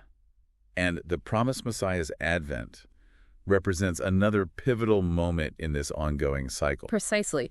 The source highlights that the four attributes we've been discussing, Okay. rabbil, aalameen, Ar-Rahman, Ar-Raheem, and Malik yaumid-deen, Right. are manifested in a particularly powerful way during the time of the promised Messiah. Okay. This leads to a period of intense spiritual reawakening. Okay, I'm starting to see the bigger picture here. Yeah. But I'm still curious about how the promised Messiah actually embodies these attributes. Right. What makes his time so special in terms of their manifestation? That's a great question. To understand this, we need to examine how the promised Messiah's mission aligns with each of these attributes Okay. and how his teachings and actions reflect their essence. So let's break it down. Okay. Starting with Rabbil Aalameen, the Lord of Universal Providence. How does the promised Messiah connect to this attribute? Remember, this attribute emphasizes that Allah is actively sustaining and nourishing all of creation. Right. The promised Messiah reflects this attribute by acting as a source of spiritual nourishment and guidance. Yeah. His teachings are designed to nourish the souls of those who follow him, leading them to a deeper understanding of Allah and his purpose. So he's like a conduit for that divine providence. Yes. Bringing Allah's guidance to the world in a more accessible way. It's like offering a cup of water to someone who's thirsty in a desert. That's a very apt analogy. Now let's consider Ar-Rahman the Gracious. Okay. This attribute, as we discussed earlier, represents Allah's boundless, unconditional mercy. And the promised Messiah's message, as Yeah. I recall from the source, emphasized peace and reconciliation. It did. Maybe that ties into the concept of grace, Yeah. offering forgiveness and a chance for renewal, even to those who have strayed from the path. I think you're right on target. The promised Messiah's message of love and forgiveness is a powerful reflection of Allah's universal grace. Right. It's about providing a path back to the divine, regardless of past transgressions. So it's not about condemning people for their mistakes, but offering them a way back to Allah's mercy. Right. Now, what about Ar-Rahim, the compassionate? Okay. How does this conditional mercy play into the promised Messiah's mission? This attribute highlights Allah's special mercy bestowed upon those who sincerely seek his guidance and strive for righteousness. The promised Messiah embodies this attribute by his own life of piety and devotion, serving as a role model for those who aspire to live a righteous life. So he's not just talking about Ar-Rahim. Right. He's living it, showing people how to cultivate the qualities that attract Allah's special mercy. Precisely. And his teachings provide practical guidance on how to live a life of virtue and strengthen one's connection with Allah. It's about walking the walk, not just talking the talk. Now, for the last attribute, Maaliki yaumid-deen, master of the day of judgment. Yeah. This one always feels a bit more intense. How does the promised Messiah fit into this picture? This is where things get really interesting. We talked about how the day of requital associated with the promised Messiah is about separating truth from falsehood. Right. This act of separation, this clarifying of right and wrong, is in itself a form of judgment. So, by challenging falsehood and revealing the truth, the promised Messiah is enacting a form of judgment. Right. Preparing people for the ultimate judgment to come. You could say that his mission is about awakening hearts and minds to the truth, urging them to choose the right path before it's too late. It's a powerful message of accountability. We've covered a lot of ground in this segment, exploring the deeper layers of these four attributes and their connection to the promised Messiah. And we've still got more to unpack. The source material is rich with insights, and we'll continue to explore them in our final segment. I'm excited to dive back in. Stay with us as we continued our deep dive into the four mother attributes of Allah. Welcome back to our final segment of the deep dive.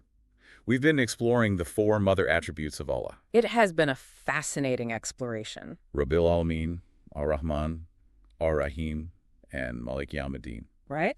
And how they connect to the promised Messiah. It's been quite a journey so far. We've delved into the deeper meanings of these attributes, explored their symbolism, and even touched on their manifestation in the world. And in this final part, I'm particularly interested in how these attributes can be applied in a practical way. The source material we're examining doesn't just stay in the realm of abstract theology.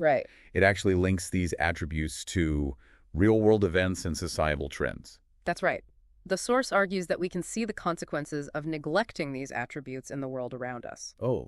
For instance, it links the rise of materialism and the decline of spirituality in some societies to a forgetting of rabbil, aalameen, the Lord of universal providence. So, turning away from a God-centric worldview and focusing solely on material pursuits is like rejecting the very foundation of creation. The sustaining power of Allah. Exactly. It's like building a house on sand instead of solid ground. Without that recognition of Allah as the ultimate provider and sustainer, our values become distorted and we lose sight of what truly matters. And what about Maaliki yaumid-deen, master of the day of judgment? Does the source connect this attribute to any societal trends? Yes, it does. The source links the increasing rejection of divine authority and the rise of atheism to a failure to grasp the concept of Maaliki yaumid-deen. It's like people are saying, we don't need a God to tell us what to do. We're in control of our own destinies. But if there's no ultimate accountability, no higher power to answer, to what's to stop us from spiraling into chaos and moral relativism. That's the concern the source raises. It argues that without acknowledging a higher power that will ultimately judge our actions, we risk losing our moral compass and creating a society devoid of true justice and accountability. It makes you wonder if some of the turmoil and instability we see in the world today could be attributed to this kind of spiritual disconnect. It's a question worth pondering, isn't it? Yeah. Are we reaping the consequences of forgetting or rejecting these fundamental attributes of Allah? On a more hopeful note, the source also highlights how understanding and embracing these attributes can lead to positive transformation. It does. Both individually and collectively. Absolutely. It suggests that these attributes aren't just theoretical concepts. Right. They're powerful tools for creating a more just, compassionate, and spiritually vibrant world. Can you give us some examples of how these attributes can be applied in a practical way to make a difference? Well, consider Ar-Rahman, the gracious. Okay. This boundless mercy that Allah extends to all of creation can inspire us to act with compassion and generosity toward others, regardless of their beliefs or background. So instead of getting caught up in an us versus them mentality, we can approach others with empathy and understanding, reflecting the divine attribute of mercy in our interactions. Exactly. And what about Ar-Rahim, the compassionate? Yeah. This attribute, as we discussed, is about Allah's special mercy bestowed upon those who strive for righteousness. Right. This can motivate us to not only work on our own spiritual growth, but to also help others along their spiritual paths. It's about recognizing that while Allah's grace is freely given, our efforts to purify our hearts and do good deeds can attract even greater blessings. Yes. And by extending a helping hand to others, we're embodying that spirit of compassion. Precisely. And this ties back to the promised Messiah's mission. Right. Which, as the source describes, is all about spiritual renewal and reviving the true essence of Islam. So by reminding people of these attributes and their practical implications, the promised Messiah is laying the groundwork for a more just, compassionate, and spiritually aware society. That's the core of the message. The source emphasizes that the promised Messiah's advent is not just about individual salvation, but it's about transforming society. Wow. Bringing it back into alignment with Allah's will and creating a world that reflects His attributes. It's a lofty goal, but the potential impact is immense. This deep dive has truly opened my eyes to the power and relevance of these four mother attributes. Yeah. Not just as theological concepts, but as guiding principles for how we live our lives and interact with the world around us. I agree. And remember, this deep dive has only scratched the surface. Right. There's so much more to explore within the source material and within Islamic thought as a whole. I hope our discussion has sparked your curiosity and inspired you to continue exploring these profound ideas. I hope so too. Maybe you'll be drawn to reflect on God's constant providence in your life. Yeah. Or the boundless nature of His grace. Perhaps you'll feel inspired to act with greater compassion or to strive for righteousness in your own unique way. It's a journey worth taking. Whatever resonates with you, remember that knowledge is most powerful when it's applied. So consider how you can bring these insights into your daily life, your relationships, and your interactions with the world. Thank you for joining us on this deep dive. Until next time, keep exploring, keep questioning, and keep seeking deeper understanding. Welcome back, everybody. You wanted a deep dive on worship and seeking help in Islam, and, well, we're going to tackle that today. Should be interesting. Yeah. Specifically looking at the verse, "Thee alone do we worship, and Thee alone do we implore for help," from Surah Fatiha. Ah, yes. Which, as you know, is the opening chapter of the Quran. So, pretty important stuff. Foundational, you might say. Definitely. And to guide our exploration today, we've got excerpts from a few of prominent Islamic scholar Mirza Ghulam Ahmad's books. He always brings a thought-provoking perspective to the table. Doesn't he? And just a quick note for our listeners, before we jump in, the sources we're looking at really emphasize this dual message of the verse, that it's not just about worship or just about asking for help, but about the interplay between the two. The balance. Exactly. Yeah, and it's fascinating because, this verse from Surah Fatiha, it's recited in every prayer. Right. Every single one. So it's something Muslims engage with constantly. Yeah, but it's easy to kind of go through the motions, right? Absolutely, and miss those deeper layers of meaning. Which is exactly what Mirza Ghulam Ahmad wants us to avoid. He really challenges us to go beyond the surface. Exactly. And one of the first things that jumped out at me was this idea that true worship goes beyond just like performing the rituals. Oh, okay. He even says it's about embodying God's attributes, taking on, as he puts it, the complexion of the worshipped one. It's powerful imagery, isn't it? It is. What do you make of that? Well, it pushes past the usual debates about like rituals versus heart right. It's more profound than that. I think so too. He's saying that true worship is about internalizing and reflecting God's qualities. And not just in those designated prayer times? No, in everything we do and how we interact with others and how we approach life itself. It's about becoming more godlike. In a sense, yes. But he doesn't just leave it as a vague idea either. Thank goodness for that. He gives very specific examples. Okay, so what does embodying God's attributes actually look like in practice? Can you give me an example? Sure. He talks about qualities like God's providence, graciousness, compassion, and justice, for instance. So embodying God's providence, what would that be like? Well, it could mean being proactive and resourceful, not just waiting for things to happen. So taking initiative, using the abilities God has given us. Exactly. Not just passively hoping for the best, but actively working towards it. Interesting. And then you have God's graciousness, which could mean forgiving others readily. Overlooking their faults and responding to negativity with kindness. Yeah, cultivating that generosity of spirit that mirrors God's infinite mercy. So it's not just about asking God for help, but also about reflecting those qualities in our own action. Precisely. Yeah. It's about becoming a reflection of the divine attributes. It really does make you wonder if we often have a limited view of worship, you know? I agree. Like we box it into those specific prayer times. Yeah, but Mirza Ghulam is saying it should permeate our whole lives. Right. It's about infusing every aspect of our being with God's attributes. That's a really insightful way to put it. And you know what? This actually connects to another crucial point he makes. Okay, I'm listening. The order of the phrases in the verse, we worship thee, comes before we implore thy help. You know, I've always found that order interesting. Why do you think it's structured that way? It's not random, that's for sure. No way. Mirza Ghulam Ahmad's interpretation is all about human effort. Okay. He says that we worship thee comes first because we have a responsibility to utilize our God-given abilities. Before turning to him for assistance. Exactly. We need to put in the work first. Like that analogy he uses of the farmer. Yes. Yes. You can't just pray for a good harvest without preparing the land and sowing the seeds. Got to put in the work. It's about recognizing that prayer itself is not meant to replace effort. But rather to empower it. Yes, to activate other means. Okay, but now here's the thing that always trips me up. What's that? If God is all-powerful, all-knowing, why bother with the effort? Why not just go straight to, we implore thy help? That's where the nuance comes in, I think. All right, lay it on me. Mirza Ghulam Ahmad isn't saying that God doesn't want to help or that our efforts somehow obligate him to. Right. It's more about the transformative power of effort itself. So we grow and develop our potential through our striving. Precisely. It's through our struggles that we become stronger, more resilient. Not about earning God's favor, but aligning ourselves with his will. Yes. And becoming active participants in the process of creation. Oh, okay. That's starting to make more sense. And it circles back to embodying God's attributes too, remember? One of his key attributes is Al-Khaliq, the creator. Right. And by striving and using our abilities, we're reflecting that creative energy. Yeah, it's like a microcosm of that divine act of creation. Wow, that's profound. So effort isn't just about achieving a specific outcome. It's about becoming more godlike in our approach to life. Exactly. But I'm sure you're thinking, well, this doesn't mean we should never ask for help, right? Well, yeah. There are times when we hit a wall. Of course. Yeah.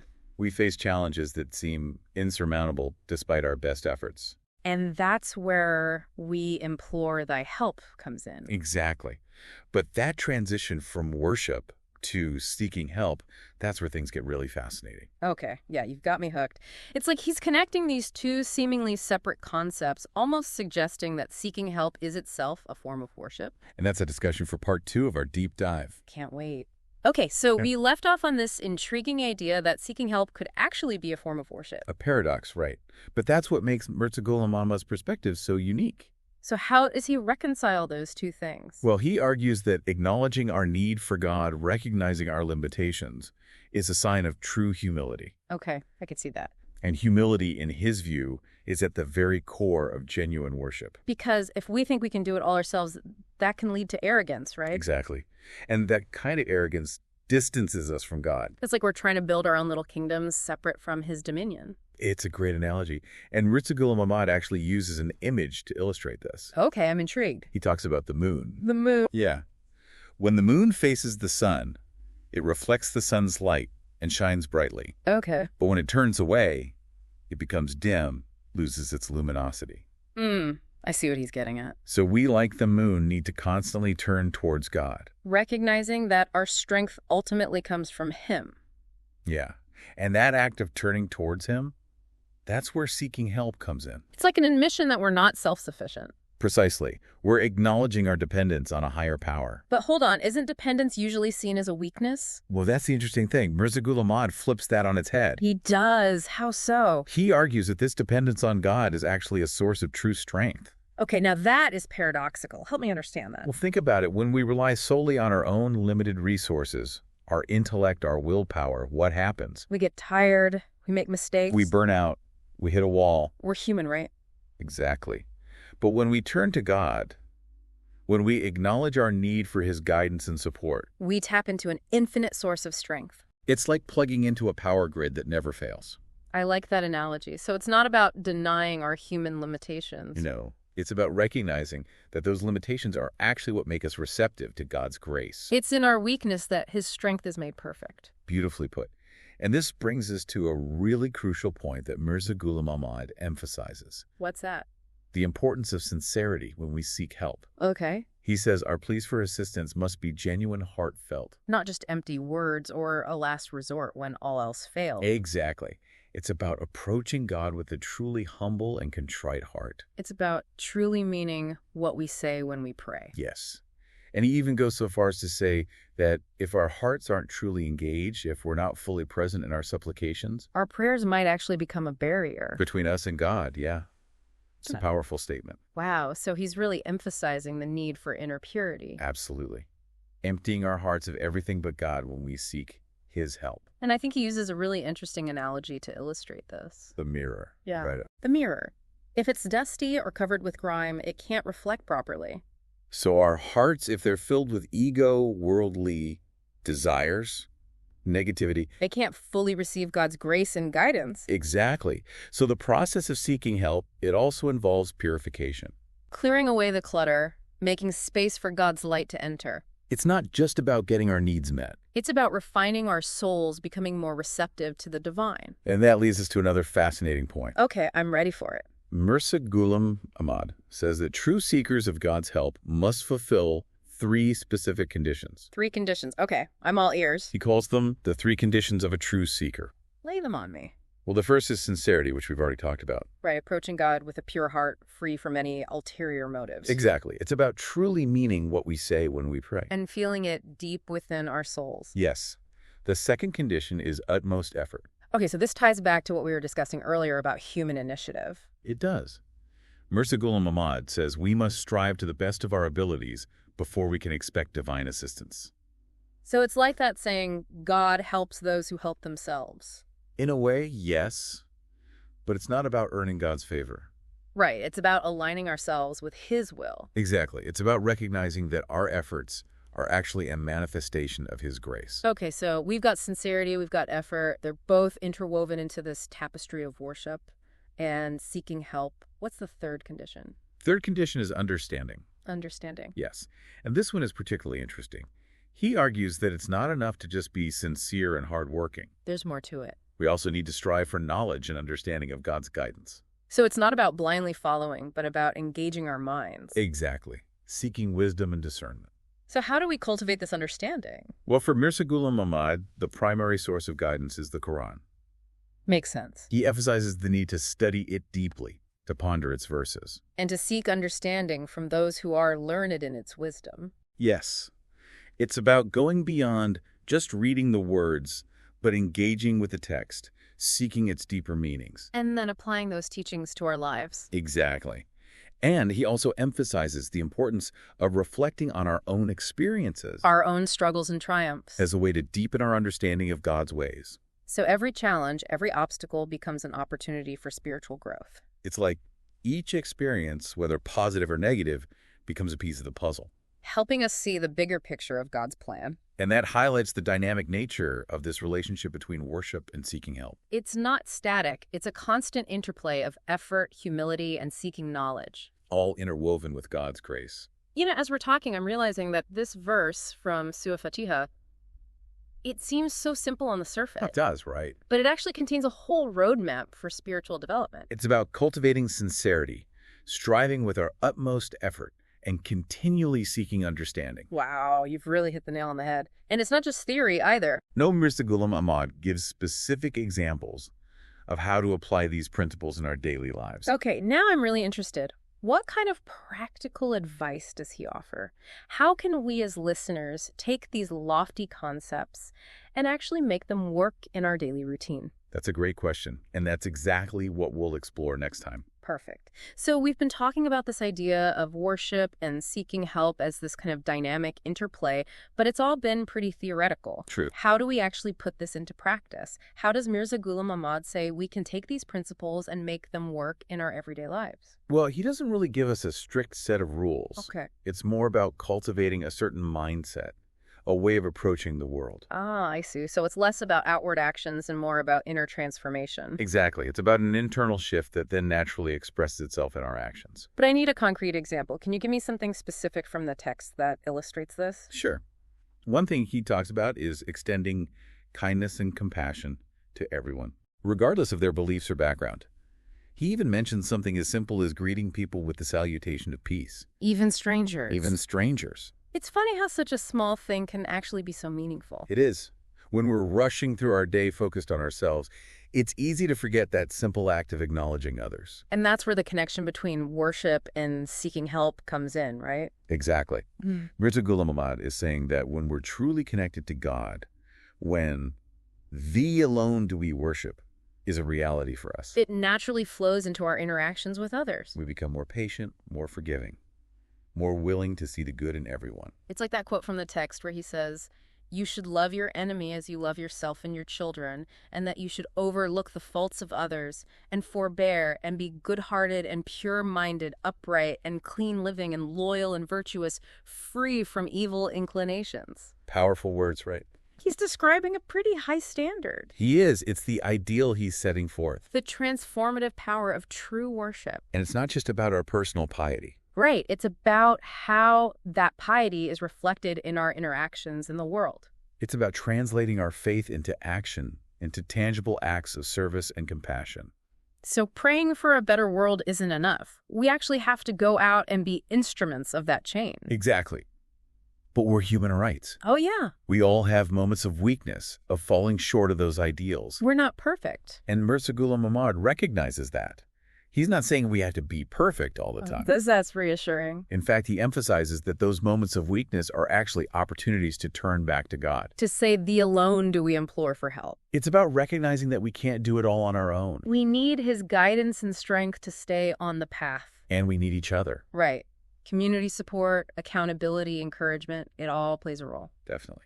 And Mirza Ghulam Ahmad talks about how true worship should inspire us to build a community based on justice, righteousness, and mutual support. He even uses this beautiful phrase, giving each other the gift of prayer. I love that. It's such a powerful reminder that our connection with God should inspire us to connect with and care for one another.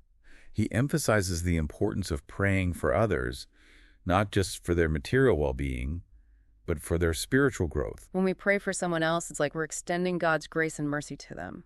And creating a ripple effect of positive energy. It's comforting to know someone is praying for you. It is, especially during tough times. But it can be hard to remember to pray for others consistently, you know? Absolutely. It's easy to get caught up in our own lives, our own worries. So what can we do about that? Well, Mirza Ghulam Ahmad suggests starting small. Small? Yeah. Begin by praying for those closest to you, your family, friends, neighbors. Okay. Then gradually expand that circle outwards. To include people you don't know personally, even those you might consider your enemies. It's about building that muscle of compassion step by step. And it goes back to embodying God's attributes, right? Exactly. Yeah. One of his key attributes is Ar-Rahman, the all-compassionate. And by praying for others, even those who are difficult to love, We reflect that divine quality in our own lives, we become little conduits of God's mercy. spreading his love and compassion throughout the world. So as we wrap up, I'm struck by this one key takeaway. This verse from Surah Fatiha, "Thee alone do we worship, and thee alone do we implore for help." It's not just a statement of faith. It's a guide for living. It's a blueprint for a truly fulfilling life. It's about aligning our inner world with our outer world, letting our worship of God flow into everything we do. From our personal habits to our relationships to how we contribute to society. It's a lifelong journey. But as Mufti Ghulam Ahmad reminds us, it's a journey worth taking. Because it leads us closer to God and closer to fulfilling our true purpose. And on that note, we leave you with this final thought. How will you translate these profound principles into action in your own life? What kind of impact do you want to make on the world? Thank you for joining us on this deep dive. Until next time, may peace be upon you. Hey everyone, and welcome back to another deep dive. Today, we're going to be looking at something you encounter probably every day. Okay. But maybe don't realize it. The concept of seeking guidance. We're going to explore verses 6 and 7 of Surah Fatiha through the lens of an Islamic scholar's writings. Interesting. Now, these verses, they offer like a blueprint for anybody, regardless of their beliefs, who want to, find their way, make good choices, live a fulfilling life, all that good stuff. And they're especially important for Muslims. Oh, absolutely. Because Muslims recite these verses multiple times daily in their prayers. Exactly. So it's kind of like a constant reminder to seek that straight path. It is. It's like having a built-in compass, always pointing you in the right direction. But what does that straight path actually look like? I mean, is it just about, following the rules, or is there something deeper going on? No, it's definitely not about blind obedience. The scholar describes it more like a journey of self-discovery and spiritual growth. I like that. Yeah. So it's more about the process. It is. Than just, the end result. It is. Okay. Each step that you take brings you closer to Allah. Yeah. And that leads to a deeper, more transformative understanding of who you are. Oh, wow. And your place in the world. So it's not just going through the motions. Yeah. You're actively seeking Yes. a deeper connection with the divine. But how do you even begin to navigate that? I mean, that could be pretty overwhelming for somebody. Yeah. And that's where the scholar's insights get really interesting. Okay. He actually points to those who've already walked this path. Oh, okay. So the prophets, the apostles, even individuals known as saints. So these are the people who've kind of like blazed the trail, Exactly. shown us what's possible when Yes. you commit to this journey. And what's so empowering about what he's saying is that the potential to reach that level of connection isn't just for a select few. It's available to everyone. Yeah, I love that idea. This incredible capacity for spiritual growth is within us, just waiting to be unlocked. But it's also a little intimidating, to follow in the footsteps of these extraordinary individuals. It can be. And that's where this concept of spiritual succession comes in. Okay. It's not about becoming a replica of someone else, Okay. but rather embodying these core principles, Okay. like righteousness, Ever. devotion to Allah, a deep desire for connection. So you inherit the essence of their path, but you walk it in your own unique way. You got it. So you're taking those lessons they've learned and applying them to your own life, Exactly. your own challenges, your aspirations. Now, this leads to another really interesting concept, divine communication. So the scholar suggests that those walking the straight path can aspire to receive guidance directly from Allah. Now, this was a hallmark of the prophets, but wait a minute, are we talking about hearing voices or having visions? It's not always that dramatic. The scholar clarifies that divine communication can take many forms. Okay. A sudden flash of insight, a feeling of deep peace, even a heightened sense of awareness. Okay, so it's about being receptive Sure. to the divine presence in your life. Precise. So it's kind of like tuning in to a frequency you haven't been paying attention to before, being more receptive to those whispers of guidance that might have always been there. That's a beautiful way to put it. Now, amidst all this talk about blessings and guidance, there are also some warnings embedded in these verses. They caution against following the paths of those who incurred Allah's wrath and those who went astray. And if I'm understanding this correctly, the scholar interprets those who incurred wrath as the Jews who rejected Jesus. Yes. And those who went astray as Christians who deviated from his original teachings. That's correct. Okay, so we're exploring the scholar's interpretation here. But it's interesting that he's not just talking about specific historical figures. No, he's not. He's drawing attention to patterns of behavior that can lead anybody Right. down a path of spiritual stagnation or misguidance. That's right. So it's like a cautionary tale, It is. urging us to examine our own beliefs and actions, make sure we're not falling into those same traps. Precisely. But what exactly are those traps? I mean, what does it mean to go astray in this context? Well, the scholar argues that going astray can happen, when we prioritize blind faith over critical thinking. Okay. When we become so attached to our beliefs that we're unwilling to question them, or when we elevate dogma above the core principles of compassion and justice. So it's like we become so rigid in our thinking that we lose sight of the bigger picture, the underlying values that should be guiding our actions. Exactly. But how does this relate to the warnings about Jews and Christians? I mean, is he suggesting that their entire faiths are inherently misguided? Not necessarily. It's more nuanced than that. Okay. He's highlighting specific historical instances where, in his view, these groups deviated from the true path. So, for example, he argues that some Jews went astray by rejecting Jesus as a prophet, while some Christians erred by elevating him to a status beyond human. Okay, so he's pinpointing what he sees as specific deviations from the core principle of worshiping one God, Allah. Exactly. But I'm still a little confused. Why are these warnings so prominent in Surah Fatiha, a chapter that's recited so frequently? What's the bigger message here?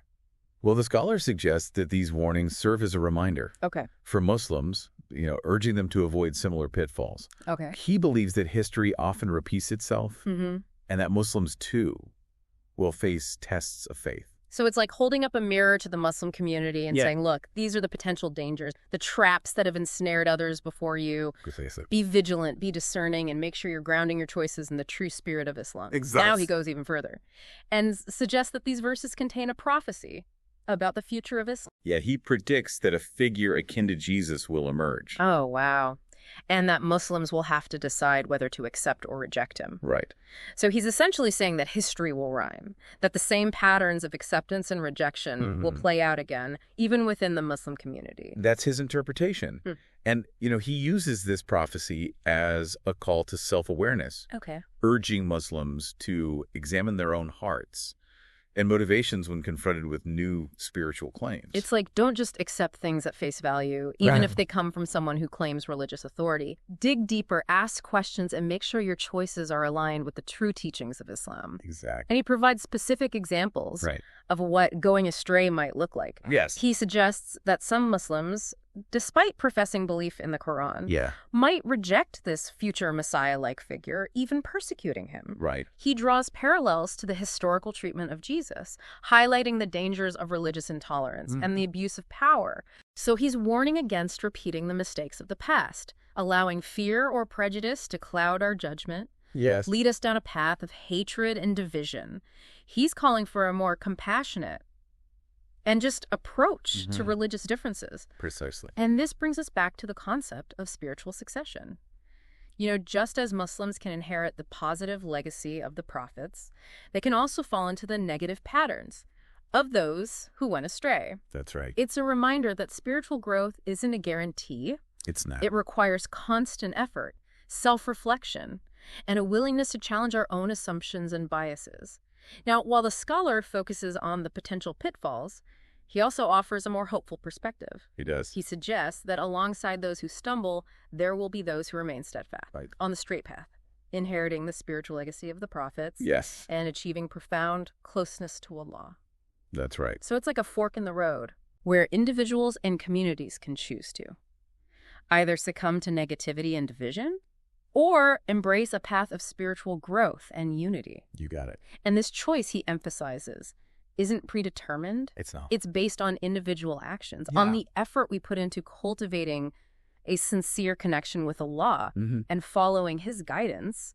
It's about actively choosing to embody the qualities of compassion, justice, and love that lie at the heart of Islam. That's beautifully put. So don't get discouraged by the potential for negativity.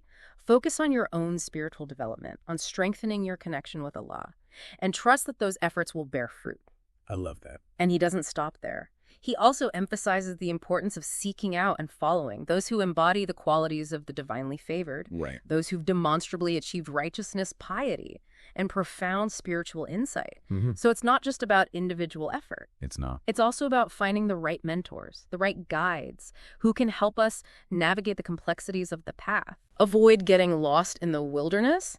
But how do you even find those people? It's not like they wear a badge or something. Right, and that's where discernment comes in.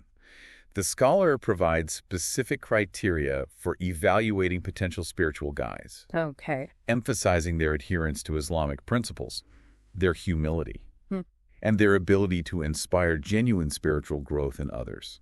So it's not just about charisma or popularity. No. It's about looking for genuine wisdom. For someone who walks the talk and who has a proven track record of guiding others towards a deeper connection with Allah. Exactly. And he cautions against blind obedience, even to those who seem like genuine guides. He encourages critical thinking, respectful questioning, and a healthy dose of skepticism. It's like trust but verify. Yes. Even within a context of deep faith, you need to use your own judgment, your own critical thinking skills to make sure you're not being misled. Now, this brings us to another fascinating concept, the idea of spiritual reflection. He uses this metaphor to describe the relationship between those who've achieved high spiritual stations and those who follow in their footsteps. Right. Okay, I'm intrigued. Tell me more about this spiritual reflection thing. Okay, so he suggests that just as a mirror reflects an image, those who sincerely strive to emulate the qualities of the divinely favored can, in a sense, reflect their spiritual light. So it's like absorbing their wisdom, their piety, their connection with Allah, and letting it shine through your own actions and character. You got it. So it's not about becoming a carbon copy of someone else, but rather about embodying those universal principles of righteousness, love for Allah, and striving for spiritual excellence in your own unique way. Precisely. And this reflection, he clarifies, isn't limited to historical figures. That's right. It can happen in the present. As individuals connect with contemporary spiritual guides and mentors who embody the qualities they aspire to, it's about recognizing that spiritual growth is a journey. It is. And that we often need the support and guidance of others who've already traveled the path. Right. It's like having a seasoned hiker as your guide when you're venturing into unfamiliar territory. They can help you avoid the pitfalls. Yes. Point out the hidden trails, make sure you reach your destination safely. I like that analogy. But finding those guides, discerning the true from the false, can be tricky. It can be. So how do you know who to trust? What signs should you look for? Well, you know, it's interesting. The verses themselves actually provide a clue. Oh, okay. They urge us to seek the path of those on whom Allah has bestowed his favors. Okay. So that's our starting point, Right. looking for evidence of those blessings in the lives of potential guides. So we're not just going on charisma Right. or, popularity contests. Well, no. But what are those signs? What are those tangible fruits of a life lived in alignment with Allah? Well, the scholar lays out a few key markers. First, true guides possess a deep knowledge and understanding of Islamic teachings. So it's more than just surface level stuff. It is. They've really internalized the wisdom As they have. of the Quran. They can apply it to real life situations and Absolutely. help others do the same. That's right. So they're walking the walk. They They're are. not just talking the talk. Yes. But knowledge alone isn't enough, right? No, absolutely not. Yeah. The scholar also emphasizes genuine love for Allah. Oh, okay. The kind that radiates outwards and inspires others. Okay, so they have to authentically feel it themselves You do. to be able to guide others towards it. Exactly. You can't pour from an empty cup. Right, exactly. Now, let's be honest. There are people out there who might use religion for personal gain, manipulating others for their own ego Right. or material benefit. So how do we spot those wolves in sheep's clothing? Yeah, that's where the scholar's next point is so crucial. True guides demonstrate humility. They don't seek fame or fortune, Yeah. but instead, they deflect all attention and praise back to Allah. Their focus is on serving others, Yeah. not themselves. Okay, so genuine humility is a big green flag. It is a big green flag. But how do we know if their guidance is actually working? If it's leading to real transformation in people's lives? Well, the scholar says, look at the fruit they bear. Okay. True guides will have a track record of helping their followers grow spiritually, becoming more righteous, more compassionate, more devoted to Allah. It's not just about warm, fuzzy feelings. Right.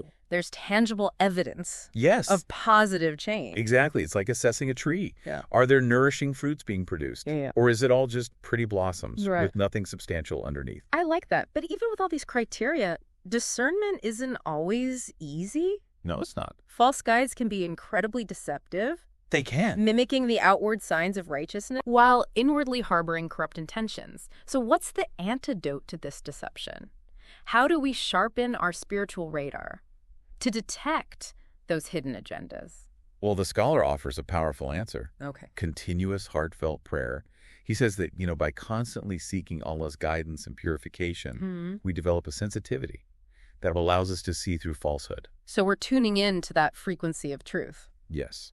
But, he's also clear that prayer isn't a passive activity. Okay. It needs to be coupled with action, striving to live in accordance with Islamic teachings, constantly seeking to improve our character, purifying our hearts from negativity. So walking the walk, Yeah. not just talking the talk. Exactly. Now, even if we're lucky enough to find a genuine guide, are we supposed to just blindly follow whatever they say? That's a great question. Okay. And the scholar actually cautions against falling into blind obedience, Oh, wow. even with those we respect.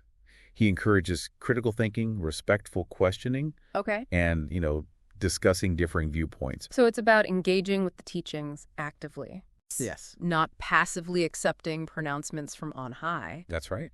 That's surprising. I wouldn't expect that emphasis on independent thought from a traditional Islamic scholar. Well, it speaks to the beauty of Islam, really. There's this deep respect for knowledge and those who possess it, but also an encouragement to seek understanding for ourselves. So it's about developing an informed, heartfelt connection with Allah, not just blind faith. Exactly. And that brings us to one of the biggest takeaways from our deep dive today, this call to personal responsibility. Those verses in Surah Fatiha emphasize that you are ultimately in charge of your journey. You are. You have the free will to seek guidance, to make choices that lead you closer to Allah. Right. No one can do that for you. Exactly. It's empowering and a little daunting at the same time. It is. Knowing we have this incredible potential and also this immense responsibility to make the most of it. Absolutely. But the scholar reminds us that we don't have to go it alone. He stresses the importance of community, connecting with other believers. So having those fellow travelers. Yes. People who understand the joys and the struggles of the journey and who can help us stay motivated and focused. Exactly. I like that a lot. Now, before we wrap up, I want to leave you with this. While our scholar focuses on interpreting Surah Fatiha within the Islamic tradition, its message has a universal resonance.